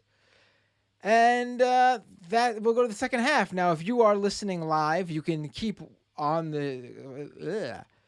If you were listening live, I should say, you can stick with us for the second half of the show. If not, you can catch the second half by becoming a Patreon subscriber. I'm like we were talking with David before. I'm like connecting my words to make completely new words. Patreon.com/MattBinder. Support this show by becoming a paid subscriber. And these are the people who joined this program since the last show last week. Ryan, Nikki K, Tony R, Daniel C, and Abby. Thank you so much for becoming Patreon subscribers and supporting this show monetarily. It is a big help to growing the show. I literally cannot do this without you guys. That's patreon.com/MattBinder. Also, subscribe to the YouTube channel. That's free. youtube.com/MattBinder. I just uploaded a video that I produced with Blake Zeff in 2016, where we went up to Hoosick Falls, New York, where there was a toxic water crisis in this small town, a Flint-like water crisis, where literally the people of the town were being poisoned. And New York Governor Andrew Cuomo tried to sweep this all under the rug. The people in that town are still waiting for justice. We went up there. We spoke to the people who were drinking this toxic water. We went to the New York State House and tried to speak, and even ended up speaking with some of the state senators, including Republican state senators who were helping Cuomo hide the situation in Hoosick Falls. Again, to give you the idea of the kind of person Andrew Cuomo is. Again, go to that channel, youtube.com/MattBinder. Watch the video. It's still very relevant today. That's why I uploaded it recently. Because it shows the type of person Andrew Cuomo is. It shows how he handles scandal, how he runs the show up in Albany. You get a picture of it, and that's just one of his many scandals. Also, follow me at Matt Binder, or just search Matt Binder on Twitter, Instagram, wherever, and I'll come up. What else? Oh, drop a super chat. I'll get to your questions. Super chats, obviously, in YouTube, youtube.com/MattBinder. I'm forgetting something. Doomedpod.com for the audio version of the show. Live stream is live, obviously. And then the audio version of the show will go up a day or two after at doomedpod.com or wherever you listen to podcasts. Apple Podcasts, Google Play, Spotify, Stitcher, wherever else. If I'm not on there, let me know. I'll get us on there. I'm still forgetting something. I really think I'm forgetting something. What else? Oh, I mentioned the super chats. Tell your favorite YouTubers, podcasters about this show. Say you want me on their show, them on this show. Once again, patreon.com/MattBinder. I really can't stress how much this show is growing, thanks to you patrons. and we're gaining patrons. We're like closing in on what, 250? That's the next goal, I think. 250. Yeah. David Bixenspan will join me once again in the second half of the show. Just give me 1 second to get a drink, catch a breath, and I don't know if I'll get the calls today. We'll see. But let's go to the second half of the show. I'll let you know on the second half if you could call in. Let's do this. For everyone else, see you all next time on Doomed.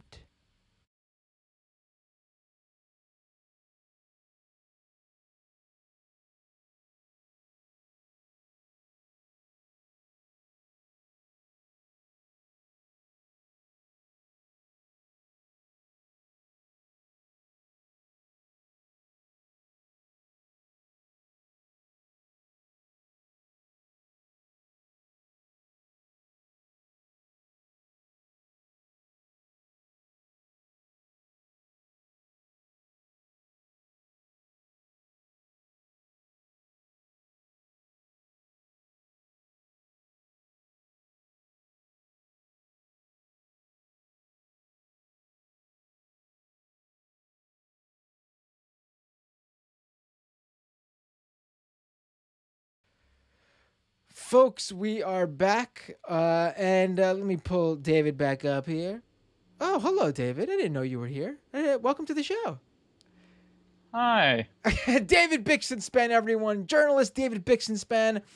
If you're listening to this as a separate audio show, David just joined me on the first half of the program, and he ran down his investigation into the Lauren Boebert, Stan Lane connection. Paternity thing. Right, yes. And he's now going to run down the QAnon WWE referee and what he's been up to. He gave us a little teaser in that first half. But yeah. I mean, we might actually have other stuff we might want to talk about, because I don't think we ever got to talk about the thing I wrote about WWE and Generation Rescue. And also, I think you did come on to talk about that one, but we'll bring it back up again. I think I mentioned it, but it was before I wrote the. I think I'm thinking of Operation Underground. Yes. No, I'm talking about the Jenny McCarthy thing. All right. So because I feel like we might have time to talk about that, and there's other stuff. We'll see. Might be its own first half episode. I don't know, man. What do you think? But first, let me ask you. People keep telling me to ask you about Jim Cornette. What's going on there, Jim? We talked about him in the first half. Stan Lane's good old buddy Jim Cornette. But is there some sort of beef between you and Jim Cornette? I don't even know. I don't want to really say anything, because what seems to set them off is if they think I'm trying to start something with them, which I'm not. So let's just say his co-host and producer and I used to be friends. There has been a falling out. They have taken shots that I did not appreciate at times, and that's where I'll leave it. All right. What are they not appreciative of your work? I don't know. I don't know. It's a long story. All right. I can tell you don't want to talk about this, which means I will not move on. Please, David. What is going on? No, okay, we'll move on. It's fine. I'll have to listen to Jim Cornette's show and see him talking about. I mean, it's not hard to piss off Jim Cornette, but no. Anyway, so David, we gave everyone a little bit of a tease in the first half. I don't know. I almost feel like this is something to talk about on a first half episode. But let's give the patrons a little. This, and if I feel like well, I mean, it's also so much of a drip with him too, that right. It's hard to figure out when, like, unless there's something huge, to figure out like when you would want to do like a big thing or a show or whatever about him. Right. Yeah. So let's just get to it, I guess. Let's do this. Yes. So you last came on this show and we talked about the QAnon referee Drake Wirtz, right? That's his last name? Wirtz. Yes. And he's spreading QAnon conspiracies throughout WWE, getting The Rock's cousin to promote organization that spreads QAnon-esque conspiracies about child trafficking rings. Yes. What's he up to now? So it seems like he's gone very all in on anti-choice activism in the Seminole County area. I mean, would probably be the best way to put it. Like going to town meetings with other people marching to try to get them to turn Altamont Springs into again, sanctuary city for the preborn, which, again, I don't know if they think that means something specific or if they just think it's a more acceptable buzzword. I really don't know which of the two it is, if they think it actually means something or not. But that seems like his big thing. But he's still doing the Operation Underground Railroad stuff. He'll promote them. He'll talk about fundraising. And then something else he'll do, which he's done at least twice that I've seen lately. Let me pull up my tweet from the other day. So this is from Tuesday. Because I also had the previous time there. So I've seen at least 2 times where he's misrepresented legitimate busts. I mean, when I say legitimate, that actually happened as being child trafficking when they weren't. So the first one was, let me refresh my memory on when this is. So this is a month and a half ago. He posts on Instagram. Let me make sure I have the enlarged screenshot here. He posts, such a powerful day ripping at Operation Underground Railroad in partnership with One Team Tampa Bay to gain education and spread human trafficking awareness throughout the city. Abolitionists, that's the term Operation Underground Railroad uses, as does one of the anti-abortion groups that he's working with now, around the country, participated in, he's just going over blah, blah, blah. And then he says, just a few weeks ago, the Hillsborough County Sheriff's Department arrested 71 predators in Operation Interception. This evil is happening in our communities, but our law enforcement is committed to eradicating this terrible crime.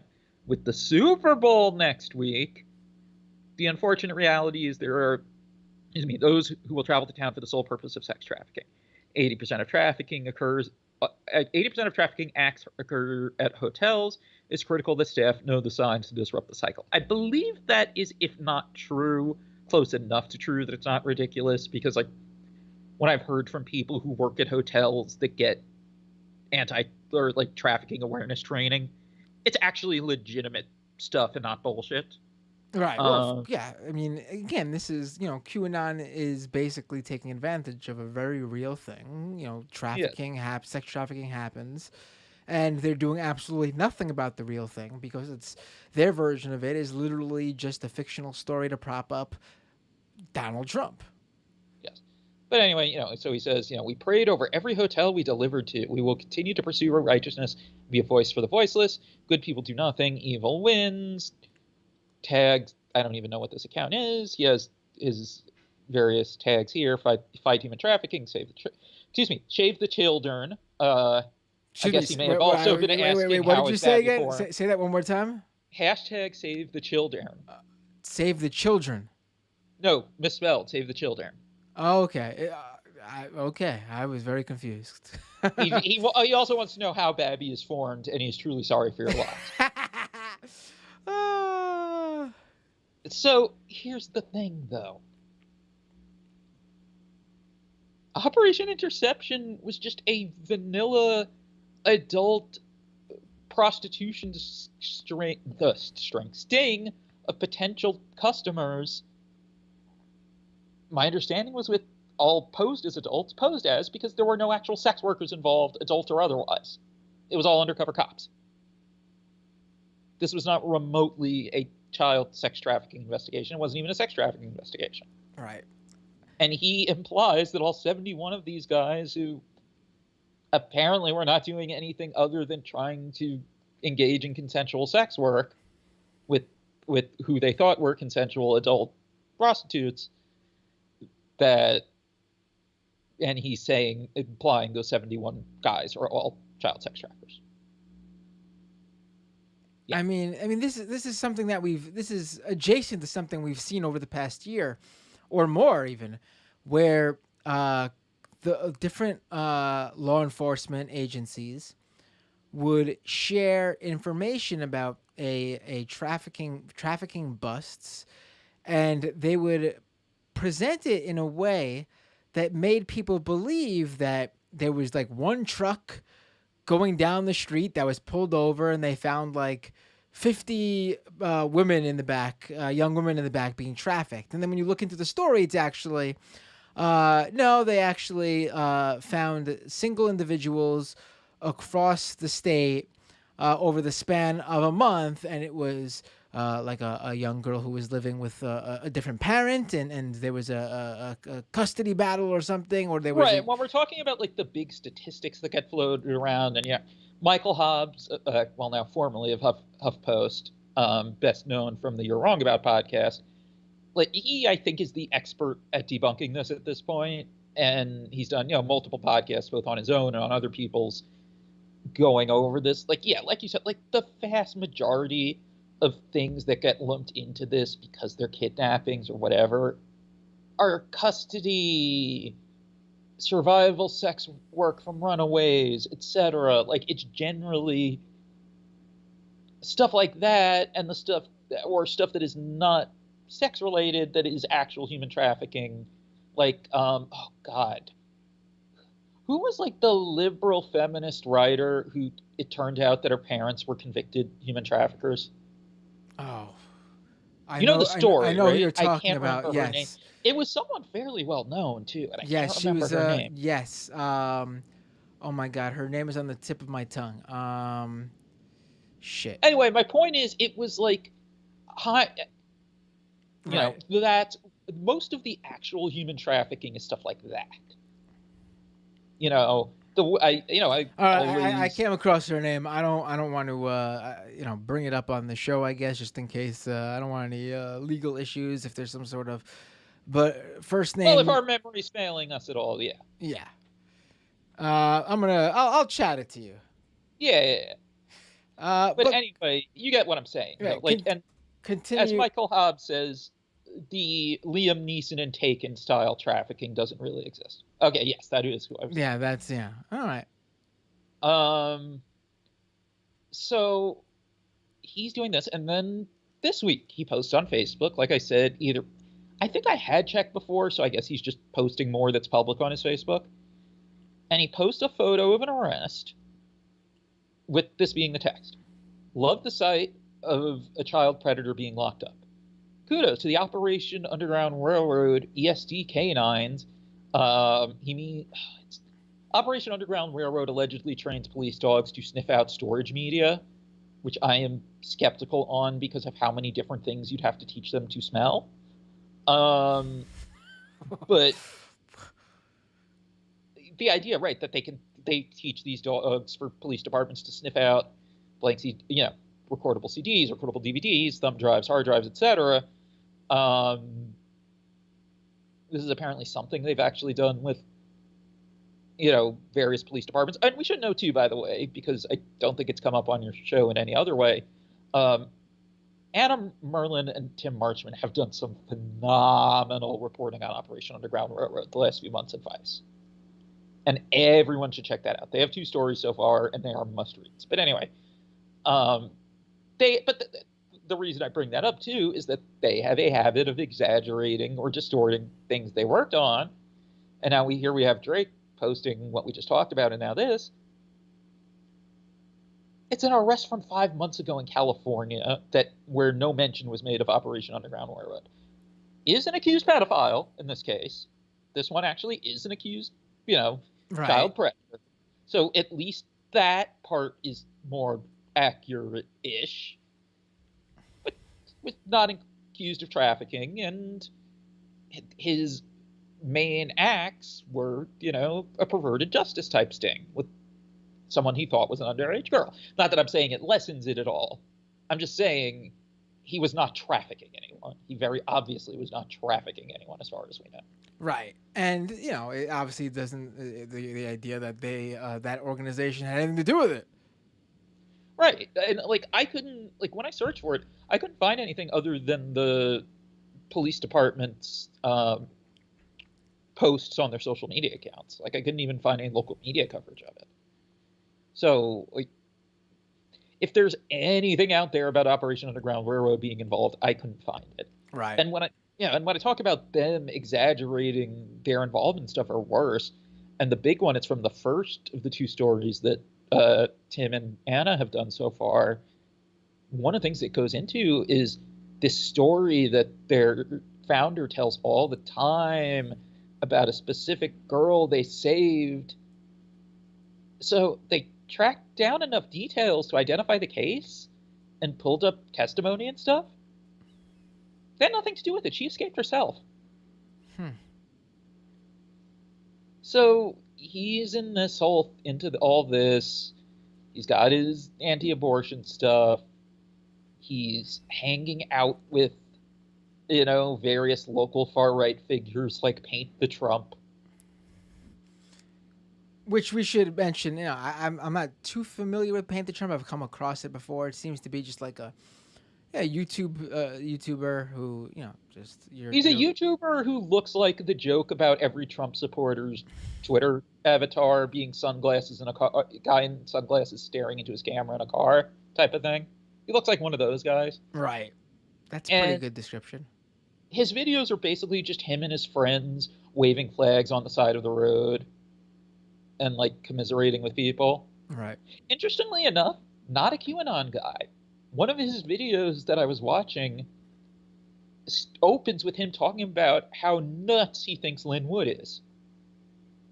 Well, it's a interesting market to try to capture there. I mean, why go for where there's already a saturated market there with everyone wanting to be a QAnon influencer and be hold Lin Wood up on a pedestal when you could try to be the guy who doesn't like Lin Wood.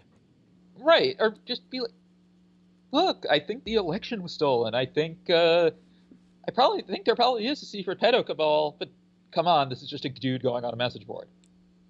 Like someone could still think all that stuff was true, but still think Q was bullshit. It wouldn't be good, but I could see someone holding those beliefs. Right. But anyway, yeah. So I have stuff I haven't even shared yet because like I said earlier, I think just some random person that's just active in tracking extremists around Seminole County found my tweets and was like, here's some other videos of him that you might not have seen because they've been tracking this local stuff. So there's him at a school. Do they know? You could tell me in just 1 second, but do these people, these locals, who are being bothered by the WWE referee Drake Wirtz, Yes. Do they know who he is? I mean, I don't want to say that as if he's a big somebody, but right. he's a notable figure to a certain very large community of people. Yes. Okay, let me find the email I was sent with the subject line Derek Weirtz or whatever his name is. Yeah, okay, the woman who reached out to me said she had no idea he was a part of wrestling culture until a month or so ago, as I'm not a wrestling person.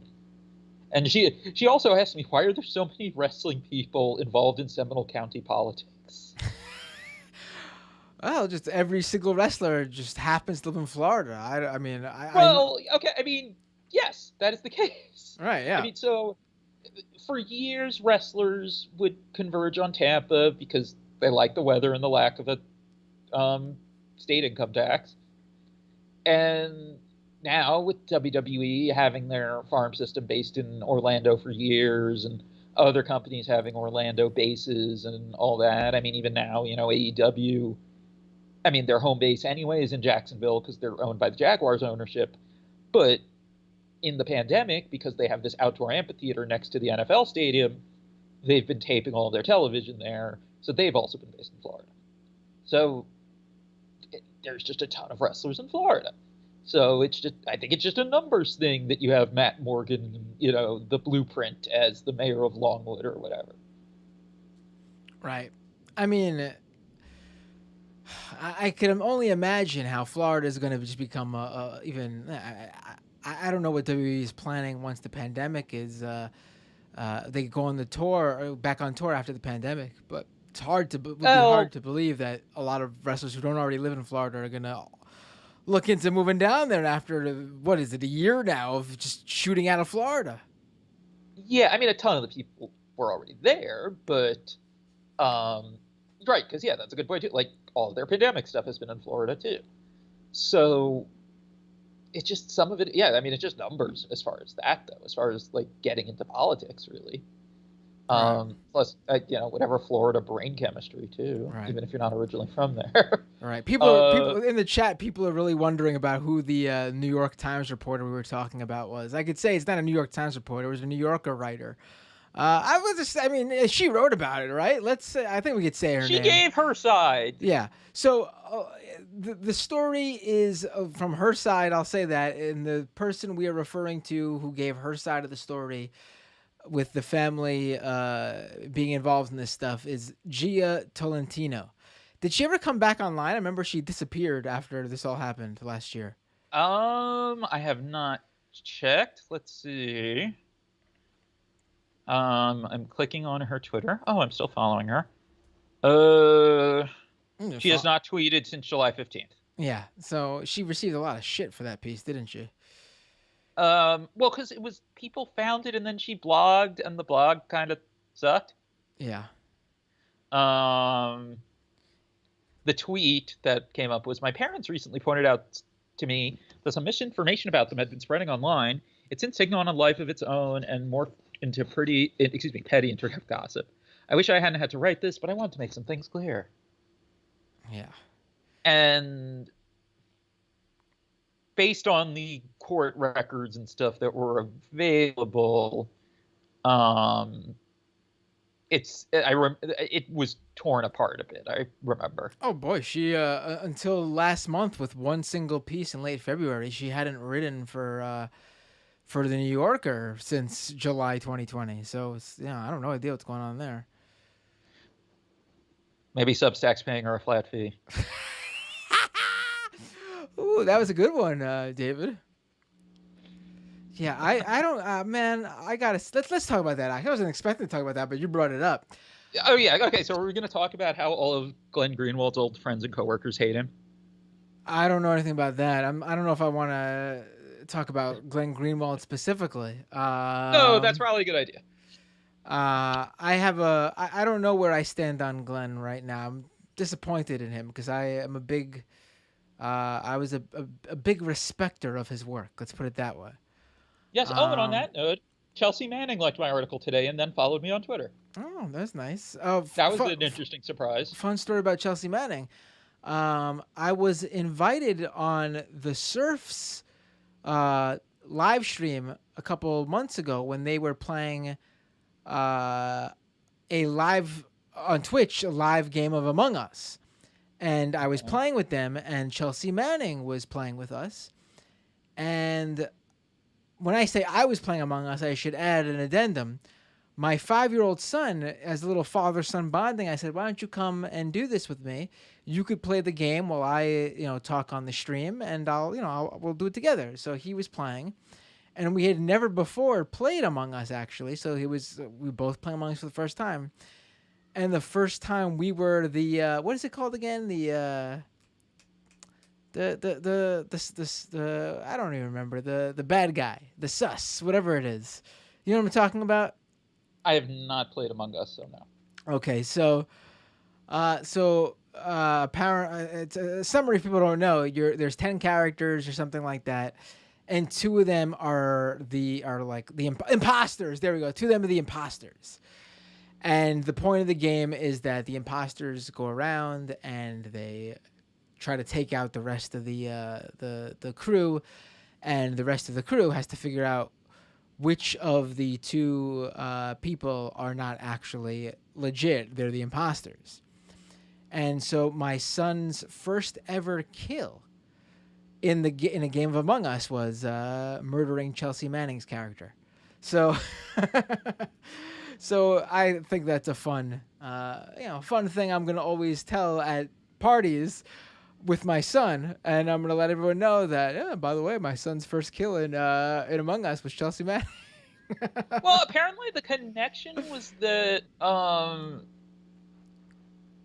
Chelsea had been on a Twitch stream with. I don't know her, but I think she does some stuff with QAA. I didn't recognize the name, Liv Agar. and they did a Twitch stream where they were looking up the Stan Lee and Lauren Boebert stuff together a month ago, and so Chelsea Manning sees my article and like, holy shit, it's all in here and more. There you go.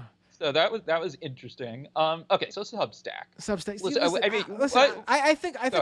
Listen, I think first of all, it's just a platform.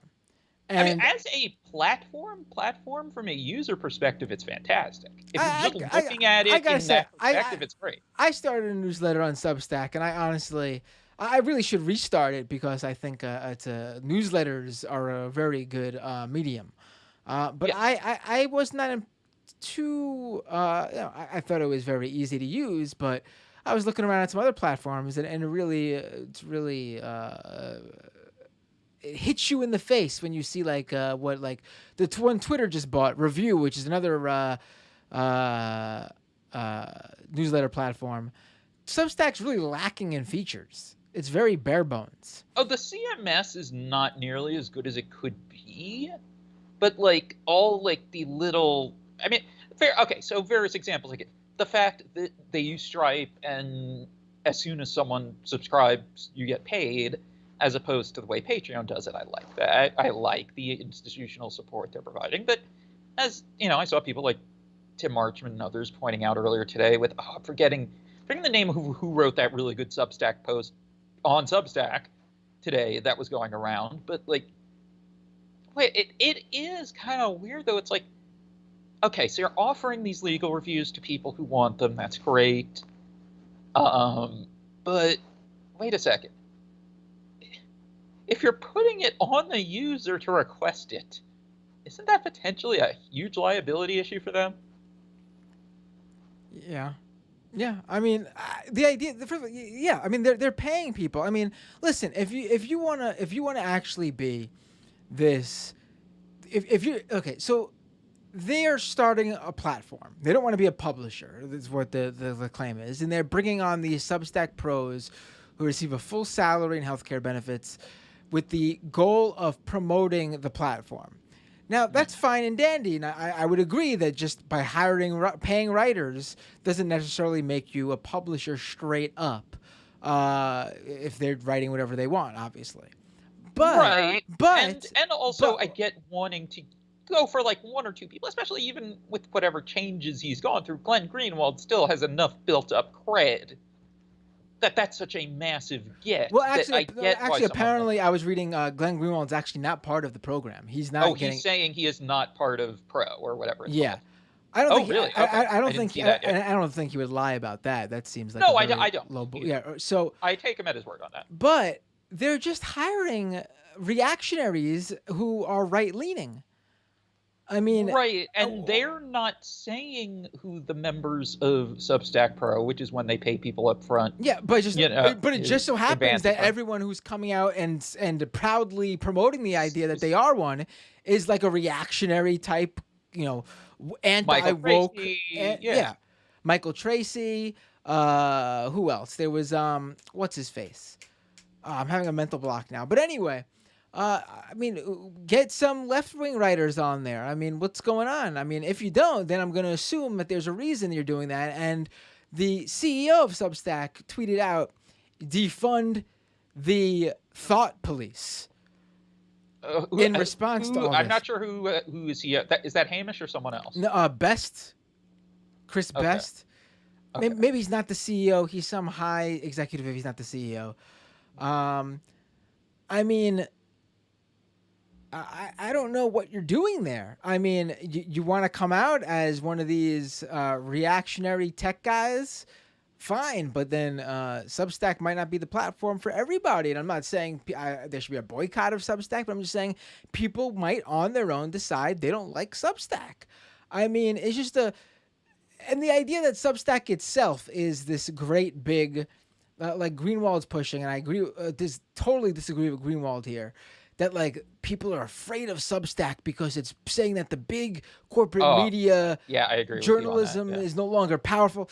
Substack is just a fucking platform. It's not doing any of that shit. It's the same thing as YouTube. It's the same thing as Patreon. And that is, if you already are someone who has a large base of subscribers or fans, you can obviously make a living, and it has nothing to do with Substack. You can do that shit on Patreon, on YouTube, wherever.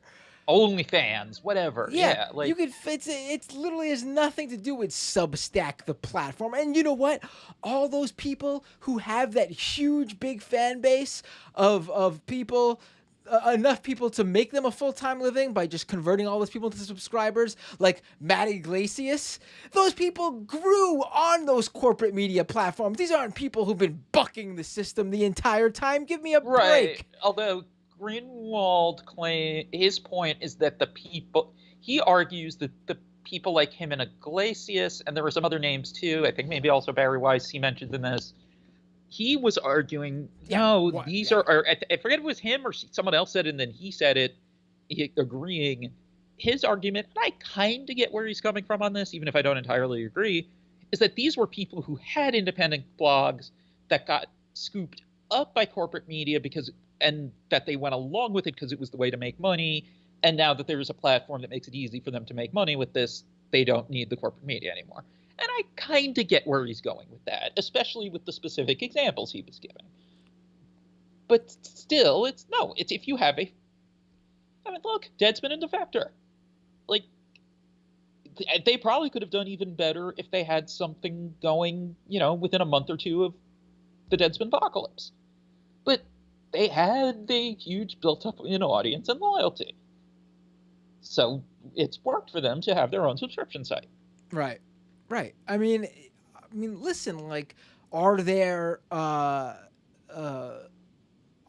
specific podcasters or YouTubers or writers who've been able to build up a following without any sort of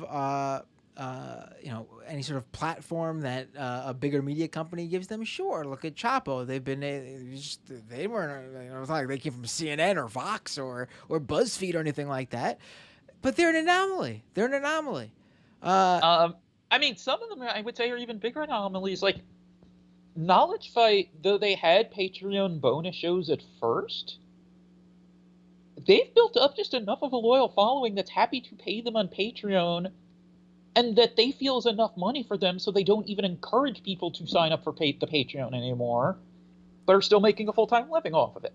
And now that, of course, is very rare. That's more rare than just making a full-time living on Patreon or Substack or anything like that. Right. There are certain podcasts that, for whatever reason, and they're good podcasts, but I just can't figure out what the specific alchemy is that gets someone to pay for no guaranteed bonus content. Wow. And if you're able to pull it off like Dan and Jordan are, or whoever, that's great. I just genuinely can't see what the special sauce is to repeat with something like that. Right. But again, we're talking very few. I remember reading something like, even my show I've only got like 200 plus patrons. I remember reading that even at that point, you are an anomaly. Like, you are one of the few who's actually making that, like something like the 8 or 6% of patrons who actually even have who are making more than like $100 or something. Like, most people do not have that. And any Joe Schmo can start a Substack, and it doesn't mean they're suddenly free to make a living based on their writing. Like, all these people are promoting Substack ads. Like, it's just ridiculous. It's just not true.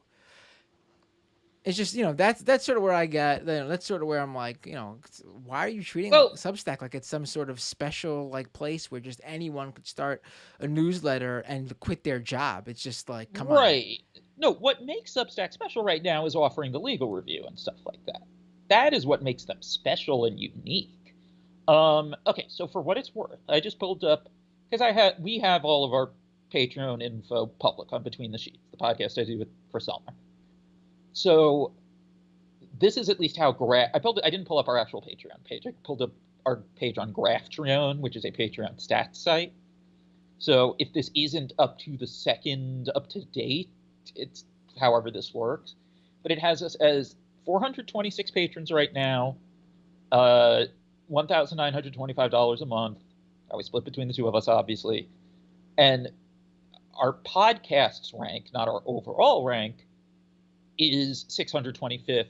Our overall Patreon rank is 4,542nd, which, in the grand scheme of Patreon, is fantastic. Yeah. I mean, the other thing to remember, and it's this figure that I heard it elsewhere, but I think Conrad Thompson, who has his whole network of wrestling podcasts, is the one I think I've heard bring it up the most. Based on all the podcasts that are out there, I forget if it's the mean or the median, but right in the middle is something like 140 viewers. I mean, 140 average listeners per episode. If you do more than 140 listeners per episode, you're way ahead of the game. What is this? The 140? What is the 140 listeners again? It's like it's either the mean or the median of like all podcasts. Oh boy, well I'm the 1% over here, buddy. Now that I know. Yeah, exactly. That's kind of my point too. It's like there really are. I mean, people need to understand the degrees of all this too. Right. Like this, like, is Between the Sheets an incredibly successful Patreon? Of course not. Is it doing way better than the vast majority of them? Yeah. Right. You know, it really is frustrating, actually, to hear them talk about Substack in this way. I mean, listen, if Substack wants to hire me and pay me to write a newsletter, I'd take it in a heartbeat. So Substack, if you're listening, I saw Facebook actually started doing that. Although I doubt Facebook wants to get any political newsletters going, because there's what I should tell more.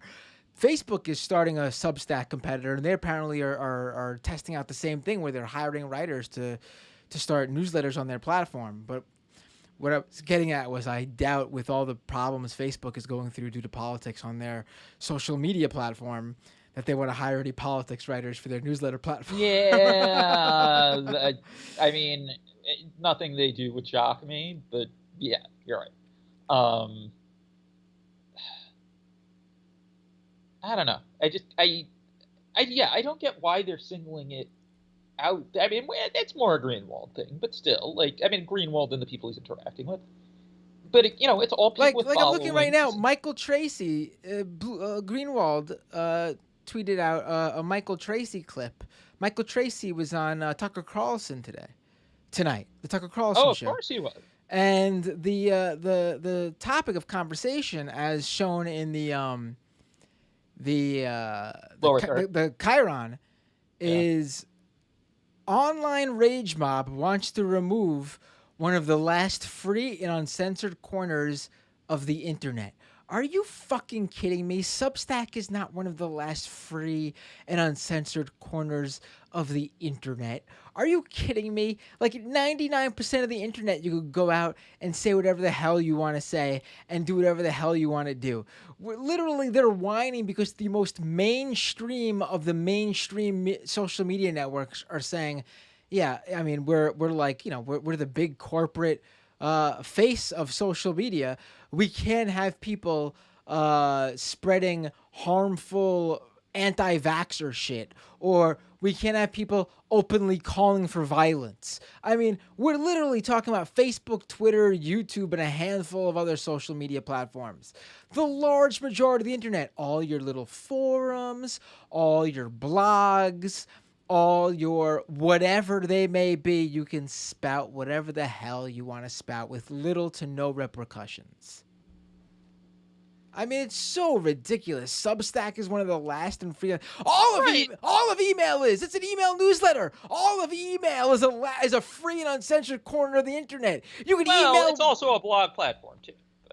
But their whole thing is promoting as an email newsletter. That's the thing. No one is on Substack saying the future of this shit is blogging. No, the whole draw is to bring back the email newsletter. You could fucking sign up on MailChimp, on Constant Contact, on, I don't know, SendBlue. I'm trying to think of all the different email delivery services I could think of. Now, in fairness, those all cost money up front, and Substack, even if you don't add a subscription tier, does not charge a cent. Right, but I'm just bringing up an example of all these same platforms doing the same thing Oh, that yeah, yeah. allow you to say almost anything you want to say. I think MailChimp has some rules, actually. Ooh. I mean, you got to be kidding. Start a Gmail account, start a Hotmail account. Here's one.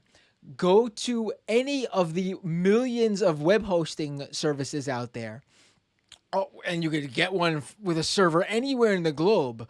Pay what is it, max like $5 a month for like the cheapest web hosting, which comes with email hosting, and you could actually run your own email. You could even buy, we went even further than that. Get a dedicated server. Buy your own server. Bring it into your house. There you go. You have your very own email host. You can say whatever the hell you want. I mean, this is unbelievable. The idea that Substack is one of the last free and uncensored corners of the internet.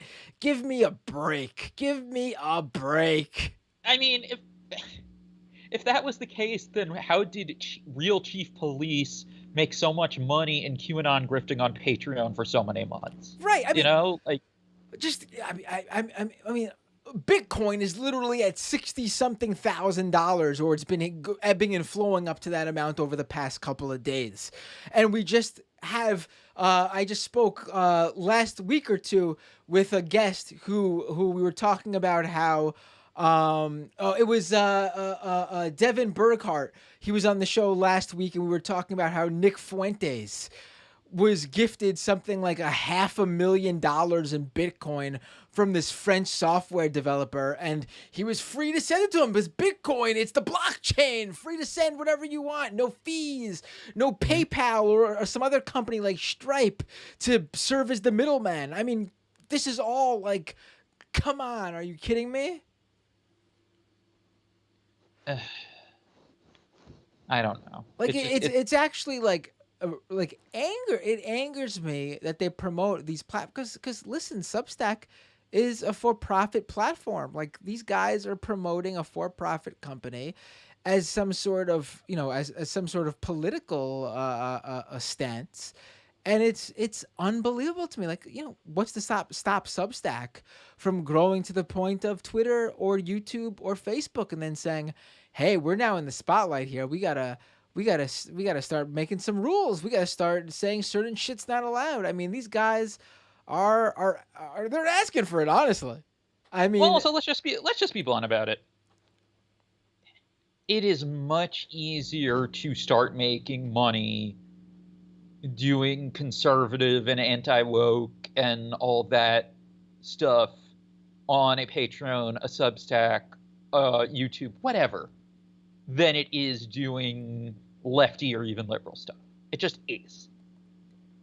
Right, but I saw that they hired a lefty adjacent writer. I'm honestly never been too familiar with him. Freddie DeBar. I don't even know how to say his name. I know the name, but that's about it. Right, he was like a left adjacent writer. I mean, I don't really know too much about him, to be quite honest. But apparently he jumped off deleted all his social media accounts after falsely accusing another leftist of rape or something, and it turned out to be completely false, and he came out and admitted it was, and he said he was going through a mental health issue, and I don't know the whole deal, but they just gave him apparently a ton of money to start writing on Substack, and it's like, that's your leftist? I mean, that's your token leftist? Like, listen, I know if they hired a lefty, like a legit lefty writer, that person would be transparent enough to come out and say, I am part of Substack Pro. So the fact that not a single leftist writer has come out and said they are part of Substack Pro it says it all to me. I mean, it says it all to me. I mean, to a degree, I don't get why there's not at least like one token thrown in. I'll be your token, Substack. Just for like appearance of, bullshit. Listen, here's the thing, though. I would accept money from any of these companies to do what I do. And I think it's pretty clear that I am someone who, whatever money I took from whoever, wouldn't affect my work. I would go, hell, if Facebook actually had the boldness to hire me to have a newsletter on their new newsletter platform, I would do legit work, continuing to scrutinize and critique Facebook like I literally do every day at my current job when I think Facebook's doing wrong. And there's also times where I write about when I think Facebook made a good move. Usually it comes way too late, but I do say when Facebook does the right thing, because that's what I do. I do legitimate work. I'm not a fucking, some asshole out there who just fabricates shit, nor am I some asshole out there who, makes shit up. I mean, it's just ridiculous. It's just, that they're, because that's what we're literally doing at this point. We're literally promoting people who go out there and say their work is under attack because they are truth tellers trying to fight for free speech. And when you look into it, these truth tellers fighting the good fight for free speech are the bullshit artists. They're the fucking fakery. They're promoting fakery. It's just Barry Weiss. Come on now. Well, okay, I was just about to bring her up. Let's talk about Barry Weiss for a second, because I feel like she's the obvious example right now. I was surprised it did not pick up more steam, but when she initially posted about the rapping Smith librarian, the intro to that post, newsletter entry, whatever, before it gets into the librarian's resignation letter, is this opening from Barry Weiss about how every day she gets phone calls from all sorts of numerous people all across America concerned about encroaching wokeness and stuff they can't say and fear and blah, blah, blah. Okay, wait a second. Barry Weiss does not have open DMs on Twitter. Barry Weiss does not have a public-facing phone number. You complaining you haven't been able to hit on Barry Weiss in her DMs? Barry Weiss does not have a public-facing email. She has a bookings email for speeches and whatever. I don't see any way to read this and other related stuff she's written as anything other than her Selena Zitoing it up. Like, I really don't, like, it just reads that way to me. And, like, for some reason it was based, like, initially, I don't know why more people didn't notice, but it was, like, the only people I noticed even calling it out at first were me, Elizabeth Spears, and Roxane Gay. And it just, I think, Elizabeth is continuing to watch her stuff to see if she keeps doing it, but like, I can't read that stuff and not think that's what she's doing. And it's like, and also, Barry Weiss wasn't reaching out to comment to Smith for that either. And that's like, are you legally required to do it? No. Ethically, kinda, yeah. But the problem is that if someone was to sue her over something she wrote in an article like that, she'd probably have issues because of all that. Right. If someone was defamed in some way. So, and again, that goes back to like the potential perils of offering these legal reviews, but leaving it up to the writer to choose to ask for one. Right. I mean, I don't want to say we talked about the Substack thing for too long, because I could actually go on for longer. But it's just it's really frustrating to see who is coming out ahead in this. It's a grift. It's a grift. Now, I'm not saying everyone is. Like, listen. There are writers on Substack who are probably getting paid who they've worked hard to get where they are. But a lot of these guys are grifters, and gals are grifters. I mean, it's just fucking. They're right. I mean, it comes off as if they're writing what they think will get them subscribers. Yes. I mean, the big thing is these cultural war bullshit. The transgender people in sports right now will get you the biggest fucking paycheck. Apparently, are you kidding me? Like, this is. They're so obsessed with what school children are doing, what high schoolers are doing, what college kids are doing. Like, grow up. Let these these young people deal with their own shit. Let them deal with each other.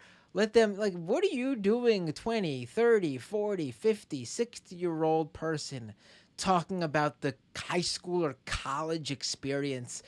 Who the hell cares at that point?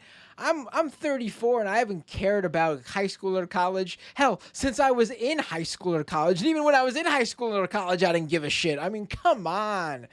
I mean, people who still can't get over like not getting the I don't know, the fucking homecoming queen or prom king. Like, are you kidding me? Like, grow up. Hell, I didn't even go to my prom. I didn't even give a shit. There are a few things I think about when it comes to all the current anti-trans and attempted stealth anti-trans stuff, with the sports and others. So there are a couple things that come to mind as far as that for me. And the big one is and it's really, all of this kind of comes out of this part of it is, how do I express this the best way? Let me figure out the best way to say this. It is very obvious just how it's entirely a political cudgel. That it's something that got picked up because it's not considered polite to be anti-same-sex marriage or anything like that anymore. Because, look, they didn't care at all. I always used to think about, during the same-sex marriage debate, well, wait a second. There are a bunch of states where trans people can get married to people that have the same sex assigned at birth as they do. I mean, we're talking about going back decades, right? Yeah. That's been legal in a number of states. Yeah. Much longer than same-sex marriage. You never saw the people who were going after same-sex marriage going after that. Because they didn't know, they didn't care, or some weird combination of both. It's that simple. And the other thing, too, is, until TERFs got involved and stuff, and as stuff got more politicized in both directions, more so from the right, etc., there was a time that even though they were obviously less visible, and there was still plenty of discrimination and risk and all that, of course, that at least from a mass media perspective, the occasions where trans people were visible, it was just treated as, this person has a medical condition, they took care of it, now they're happy. Let me pull it up because I remember I tweeted it. I found, because I think I was looking to see I was trying to find, I think, the first time that the word transgender would have been used, or when the transition of the term from transsexual to transgender would have been used in old newspapers. And I found someone sending a question to Dear Abby in the 70s. All right, here we go. So this is from, make sure it's fully loading here. So this is, I said it was 44 years ago. It says, 1976. Okay. The headline for the letter is, Ashamed of Son's Transsexual Mate. Dear Abby, about 3 months ago, my son, who is 37, divorced, and the father of two, the syntax is a little weird, divorced father of two, introduced me to his fiancée, a nice-looking, intelligent, refined person. I took to her right away. I'll call her Agnes. My son told me that Agnes was a quote-unquote transsexual. I never knew such people existed, Abby. He explained to me that she was born a male and lived a man for 26 years, but always felt she should have been a woman. She had a sex change operation 2 years ago and is now a normal woman, except that she can't bear a child. Agnes looks as much like a woman as I do. Nobody would ever know she wasn't a born female. Anyway, I had a hard time accepting all this, but when I saw how happy she is making my son, I couldn't hold it against her. Nobody in our family knows her background, and I don't want them to, but Agnes is going on a national TV show to tell her story. She says it will help other transsexuals. If she goes on TV, all our friends and relatives will recognize her, and I don't think I could hold my head up. My son says he doesn't mind, and he's considering going on TV with her. Don't you think they should consider me and keep this whole thing a family secret? Signed, Ashamed. Now, well, first of all, I want to say, I want to say, ashamed to get fucked. I mean, give me a break. Are you kidding Well, me? yes. Way to make it all about you. Ugh. Now, here's the thing that's wild, though.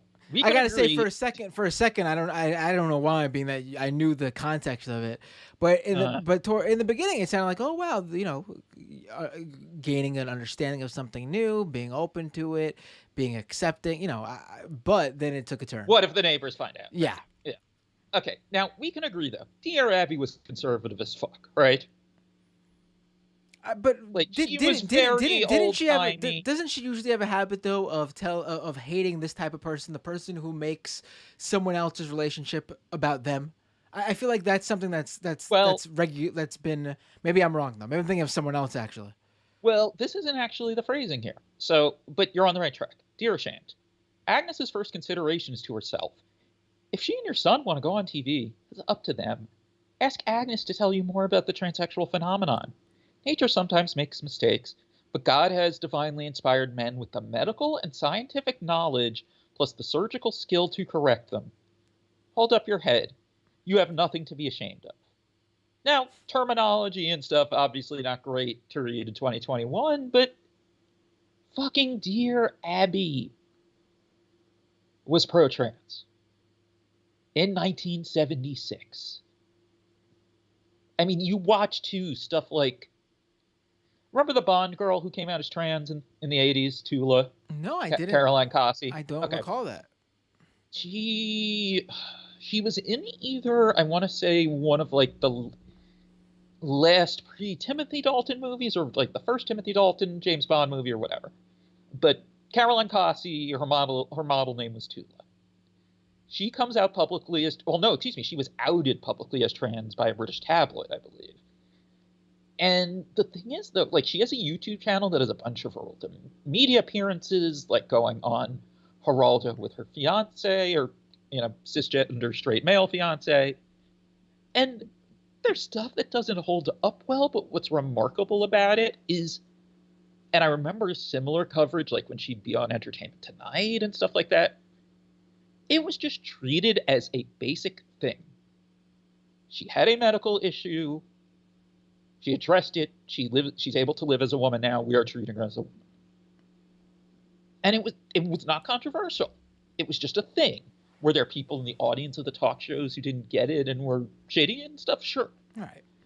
But there's a clear change as time goes on. And like years ago I was working on, because I was working on an article. It was like literally just like inspired by, I had gotten a letter about new things that were being covered on my insurance when the year rolled over.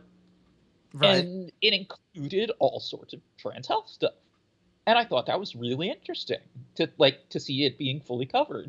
So I pitched an article, and it was to a Sites Health vertical, and it was lost in translation to me what they wanted on their site.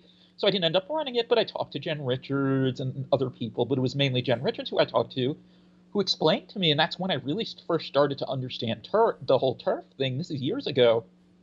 As she explains it, and she is really good with like the historian aspect of this stuff, the prevailing like public media attitude until TERFs really started becoming a big deal in like the late 70s, early 80s was what I just described.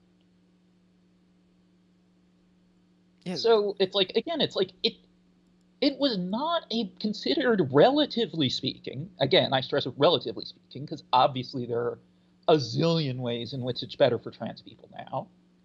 But there were a lot of ways where things got set back very far from where they had been. Right. And again, it goes back to what I was saying. Religious right, whatever you want to call them, who were going after same-sex marriage and all that, we're not going after trans people because they were either invisible to them or they thought they were too few to worry about. Right. And then once same-sex marriage became legal and mostly accepted and all that, they needed a new target. Right, and they are going hard after trans people now. I mean, it took them a while to decide that that's who they were going to go after, it seems. But we are full bore into the anti-trans cycle from the right. I mean, it is just relentless right now, I feel like. And they're able to, like, pretend that they're flanking from the left because feminism, blah, blah, blah, and all that.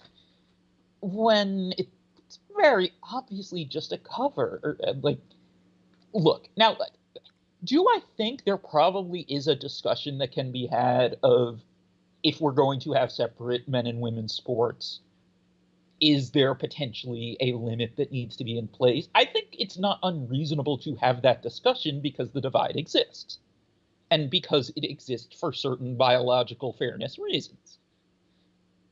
But it's just a smokescreen in the way that it's actually being used. Right. Well, David, I have to say, we brought up a number of topics that I wasn't expecting to talk about with you, but I'm glad you joined me for this second half here to talk about, because I don't think we would have hit them. I would have hit them if let's think about something lighthearted to close with. Yeah, listen, I had some clips that I wanted to play, but I don't think I want to play them right now. Honestly, they're not lighthearted either. I don't think. What did I? Yeah, they're not.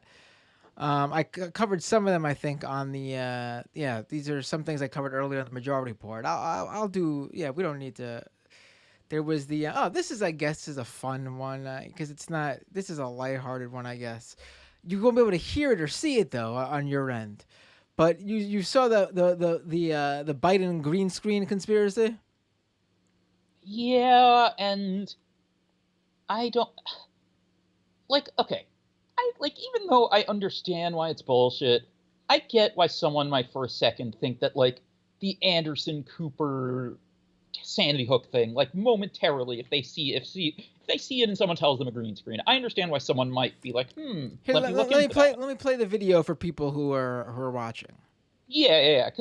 But with this one, it's like, because you see some slight fuzziness around the outside of his suit. Yeah, it is. Here, let me. Okay, so, all right, here's the clip. So, all right. So Joe Biden's walking. Oh, it might be in the. We might be in the way. 1 second. I'm gonna move us. All right. So Joe Biden's walking to the gaggle of reporters, and right there, you can see it. Right. Wait. There we go. Right there, his hand goes over the mic. It does look weird. I admitted it too. I wrote a piece about it, debunking the idea that this was on a green screen, obviously. But it does look weird because it's an optical illusion, a trick of the eye. You can see his arm go over to the mics that are ostensibly in front of him, and it looks weird. But it's all perspective. It's all the angle of the camera, the lighting, and I'll show you if you don't. Obviously, if you're watching this, you don't believe me because I'm telling you. And by the way, those are boom mics. Boom mics are these microphones on these long sticks that reporters, and on movie sets they use them, which I guess doesn't help the green screen thing. But no, they also use them on movie sets for you not to, so they could hold a mic above the actors so they could get their audio crystal clear, and it works around the camera. They are basically like floating microphones. That's why those mics look like that. Very easy to move, very easy to make them appear in front of someone, behind someone, to the side of someone. And what you'll find, I'm going to show you another video that shows a second clip side by side with this one. You can see. So basically, they thought that one of the booms was meant to be like a standing mic, and thus the depth of field and all that, and combined with that misunderstanding, made them think that it was not a real mic. Yes. And they thought he filmed this on a green screen, or maybe the microphones were photoshopped in. But there's plenty of videos and pictures from this. And clearly there are people there holding the mics for real in front of Biden. And it's just, and he's there obviously on the White House South Lawn. Again, it looks weird for sure. But you would think to yourself, oh, like a normal person would say, oh, that looks weird. That's it. Guess the camera angle was odd. You wouldn't think, oh, clearly Joe Biden filmed this on a green screen. And to explain to you what I'm talking about, here is another angle side by side with this clip so you can see what's going on here. Okay, so there's the original clip, and the other angle's going to come up. All right, so Biden's walking, same exact moment. Now watch. So Biden's hand goes in front of one mic because that mic is in front of him. Now, in the original clip, it looks like these two microphones are side by side, but look, that's not the case. That's not the case because look, that fuzzy gray mic that he goes in front of in the first clip is in front of him in the second clip when he just went in front of the other mic in the second clip. So the perspective is completely off. The mics are not side by side. The gray mic is to Biden's side, and it's not directly in front of him. So from the other angle, when he puts his arm down, it could clearly go in front of the mic. If everyone's catching my drift, it's hard to explain, but if you're watching the video, you can see what I'm talking about. Look, there is Biden's hand. I'm going to point right there. There's Biden's hand. I'm trying to do it on the YouTube. There's Biden's hand in front of the mic on the first clip. But look, over here, I'm going to bring myself there. I'm going to move my screen. There,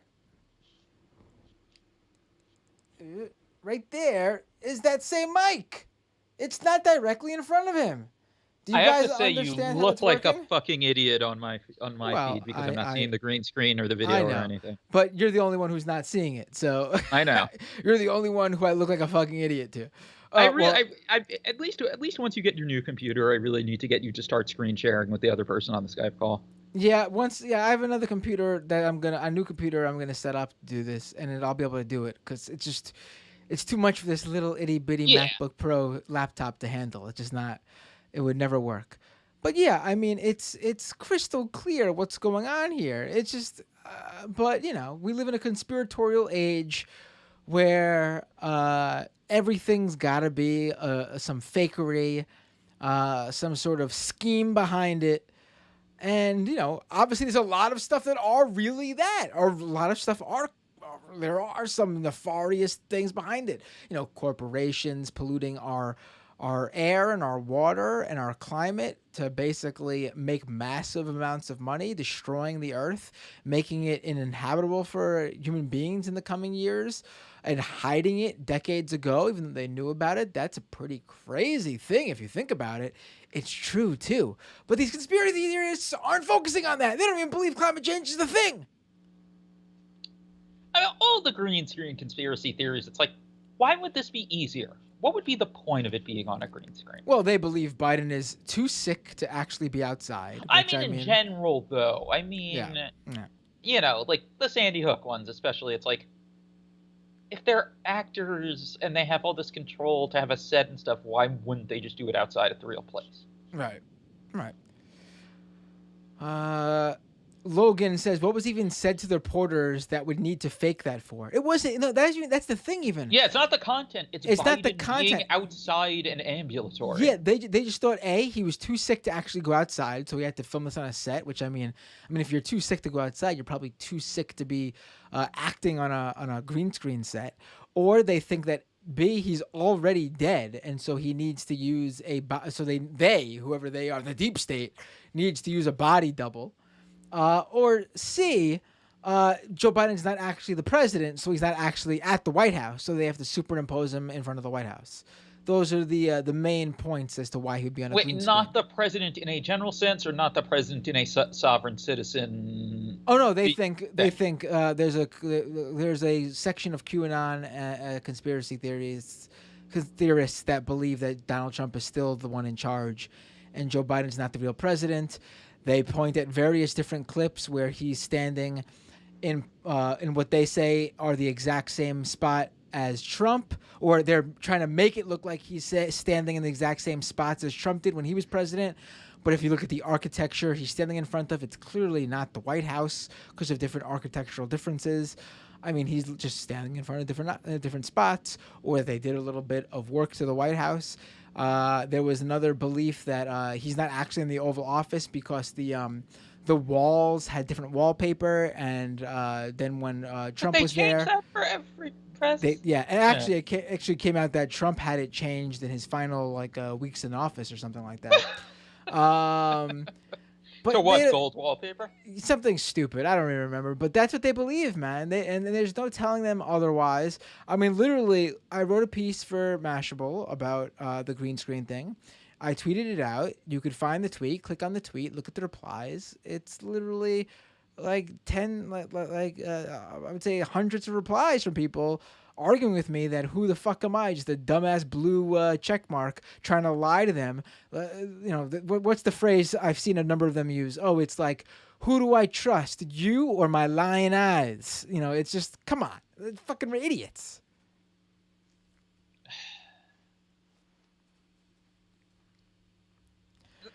I've said this before a lot. I think I've said it on here. I think I've said it more on Twitter. The thing that bothers me about all the besides just how widespread it is about all the current right-wing conspiracy mongering bullshit is that it's so much stupider than the old conspiracy theories. All of it is. Yeah. I mean, again, it's like there are so many, to varying degrees, popular conspiracy theories before the last 5 years or so that even if they're bullshit, you can see why someone's looking into them. Tower 7 stuff. I don't think there was a conspiracy. I can see why someone would start looking into it. The BBC video where they're saying the tower fell when it's still up in the background. Tower 7 fell when it's still up in the background. Like, I get why someone could see that and be like, oh, well, okay, that's weird. Let me look into this. Or Pentagon 9/11 stuff, because we still haven't seen an actual video of it, in spite of there being, dozens of videos of the planes hitting in New York from all the film crews that were in town. And I know DC isn't New York, but they still have plenty of people filming documentaries and stuff there on a given day. Granted, I would think maybe the streets were less crowded later as 9/11 went on, but still, like, I get why someone could look at that and be like, okay, let me at least look into this. Right. None of the current stuff has any of that at all. Right. I agree with you. I miss, this isn't exactly even as out there as some of this other stuff we just discussed, but I miss the days where conspiracy theories were you would hear the word conspiracy theory and think, oh, Bigfoot, Loch Ness Monster, UFOs. I mean, those were the good old days, right? Right. All right, David, I'm actually starting to feel the weight of today come down on me between my job reporting, being on the Majority Report earlier today, doing this show with you, where we went down the well, we didn't really go down the rabbit hole, but you went down broke down you went down the rabbit hole and went through and brought us with you to guide us through the Lauren Boebert saga. I appreciate you taking the time today, buddy. Always a pleasure having you on the show, and I especially appreciate you joining me in the second half of the show. Had some great discussion. I don't think I would have even thought to cover without you here. Have a great night, David. Let people know where they can find you. I think we already luckily we name dropped the piece and where they could check out the piece in the first half, so we didn't miss out anyone there. But for people who might just tune into the Patreon show, because it is posted separately, let everyone know where they can find you. Follow me on Twitter at David Bix. Podcast stuff is linked there. Substack is linked there. Substack, I need to update it more. Hopefully should get on that soon. I always kind of just feel at odds, especially not being part of Substack Pro. Or am I? You're actually the Lauren Boebert story was actually funded by no, but like I do get in like this trap of like, should I just write when I feel like writing something, or do I feel like I have to promise a baseline level of quality or information or something? I think that gets me more than anything else. But anyway, that's linked there. Also just babyfacevheal.com for that, betweenthesheetspod.com for my podcast with Chris Elner. You can also find that on all regular podcast platforms. And we also have a Patreon that's linked in all the podcast descriptions, and also you can just go to it, patreon.com/betweenthesheets. I think that's about it for right now. Definitely don't jump right off when we're done streaming, though. I do need to bounce something off the air. But okay. So let me let you go then for a minute, because I just want to close out here, and then I'll jump on the call with you. All right, David. All right. Thanks for joining us tonight. Take care. No. All right, ladies and gentlemen, there's just a few live super chats, so I want to get to that. Really low on the super chats today. Weird, you all got stimulus checks, and there's less super chats today than there's been in honestly months. What's going on? I'm joking. Don't give me your stimulus money. Take care of yourself. But if the stimulus money is extra, if it's like the cherry on top to what you're usually doing, then feel free. Join the Patreon if you're not already a Patreon subscriber. Drop a super chat. Not much time to do that this week, but there's always the next show. Carl with a $2 super chat. Thank you, Carl. Gave me a spoiler alert sticker. This was during the first half of the show when we dropped some big news based on David's investigation. Samantha Sider with the super chat. Getting worked to death recently. You deserve stimmy money. Thank you, Samantha Sider. Renee with the super chat. I'm surprised that Gorka doesn't take up wrestling. Sebastian Gorka, yes. And Warren with the super chat. Ooh, from Toronto with Canadian money. I love it. Matt is the best. That's true. I am the best.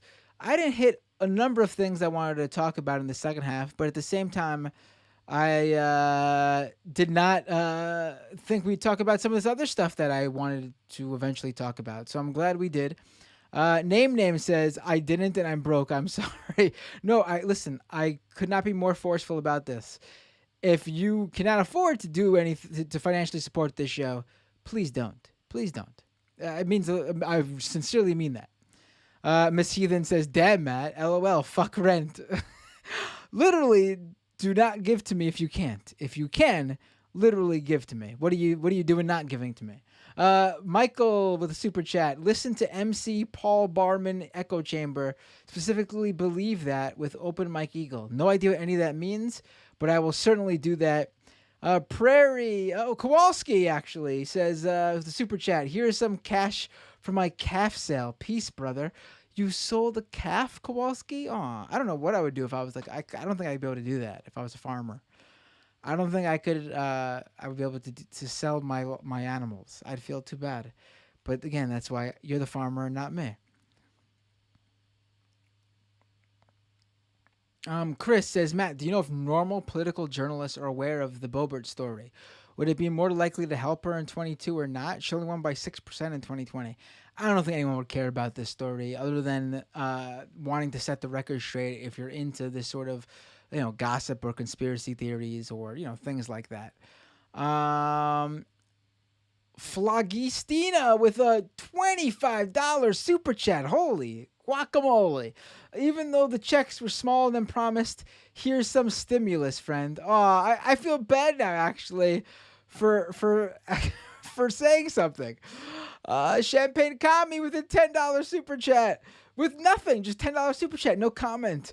Tony with a $10 super chat. Texas hearts you. Listen to Ronald Jenkins throwing fire and or stay crunchy when you need some extra kick in your step. I gotta say, I feel horrible for bringing up the stimulus thing now.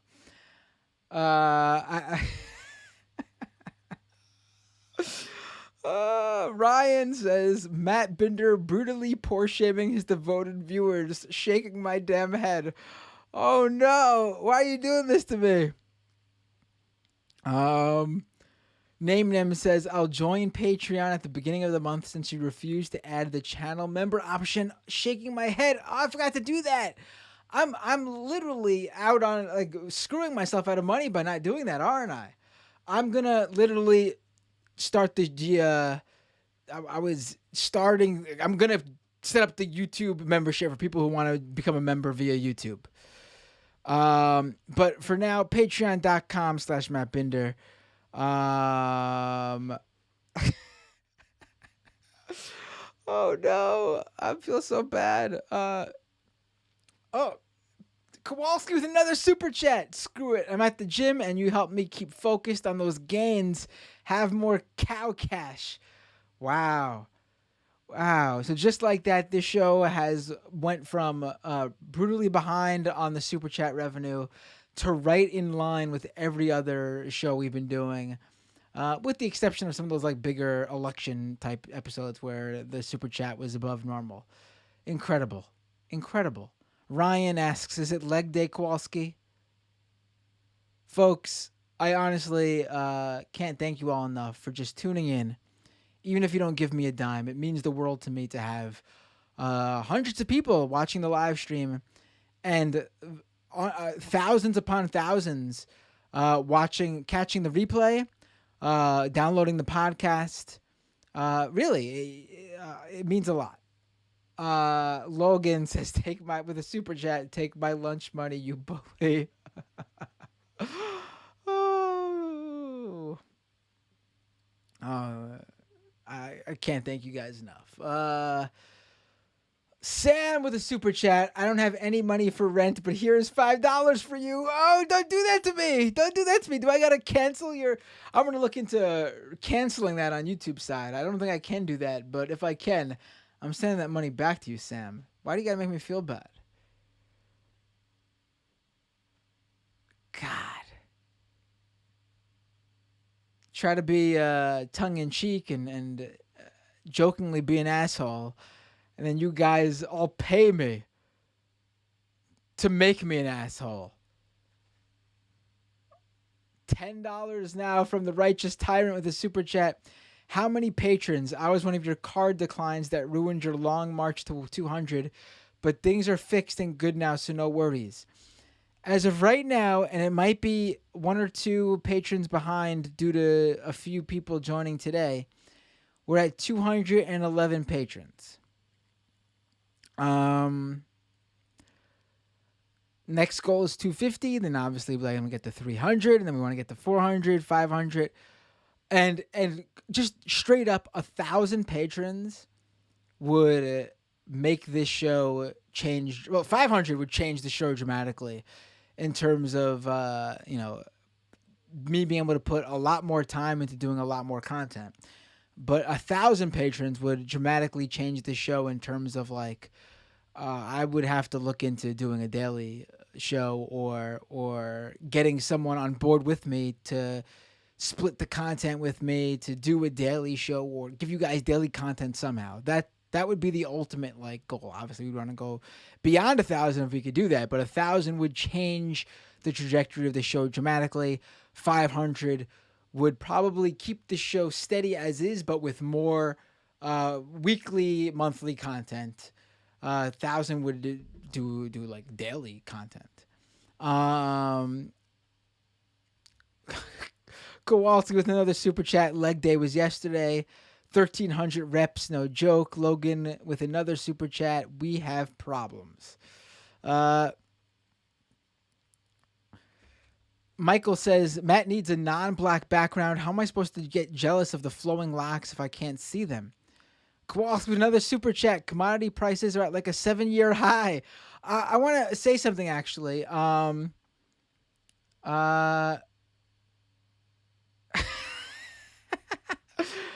Bixenspan is waiting for me on the super chat, and he chimes in the Skype chat. Well, if he doesn't skip leg day, we know he's not a pro wrestler. Right. Kowalski, not a pro wrestler, right. But what I was going to say is someone actually, a fan of the show, reached out to me recently and wanted to, he assured me, because I wouldn't have accepted this if he didn't, because I'm not a fan of internships or anything like that. He has a full-time job. I don't know if he wants me to say his name or anything, so I'm not going to until I get the thumbs up from him. But he's a full-time job, but he basically says he listens to the show regularly, and while he listens to the show, he thinks he can, he wants to donate a few hours a week to helping me put together some content. So I hopefully, if all things work out, and he's already given me some great ideas, he's going to help me cut up some shorter segments from the live streams to get this stuff out there. Short 1 to 2 minute social media moments to help promote the show. Clipping, 5 to 10 to 15 minute segments from the long 2 to 3 hour show I usually do to upload to YouTube as shorter segments, so you could easily share that stuff with your friends. So, funny enough, the first show I've done since talking to him about doing that stuff was with David Bixenspan, and we do a long form like deep dive that I don't think you can cut any moments out from it without losing the broader context. But maybe there's a moment or two from the patron half. But yeah, I mean, oh my God, Imseti with a $20 super chat. My God, I was actually going to super chat you earlier, but forgot after I got up to get a drink. So here's some Biden bucks for you, bro. Stay cool. Thank you, Imseti. I really appreciate that. Logan with another super chat. Talk to David and go to sleep. I might have to just do that. Anonymity says, Binder, why are you still up? You've outlasted me. Yeah, this show goes on for way too long sometimes. I honestly think I should split it up sometimes. Like, I want to give you 3 hours, 3+ hours of weekly content, but it would probably be better for me if it was like, an hour and a half one night and an hour and a half another night.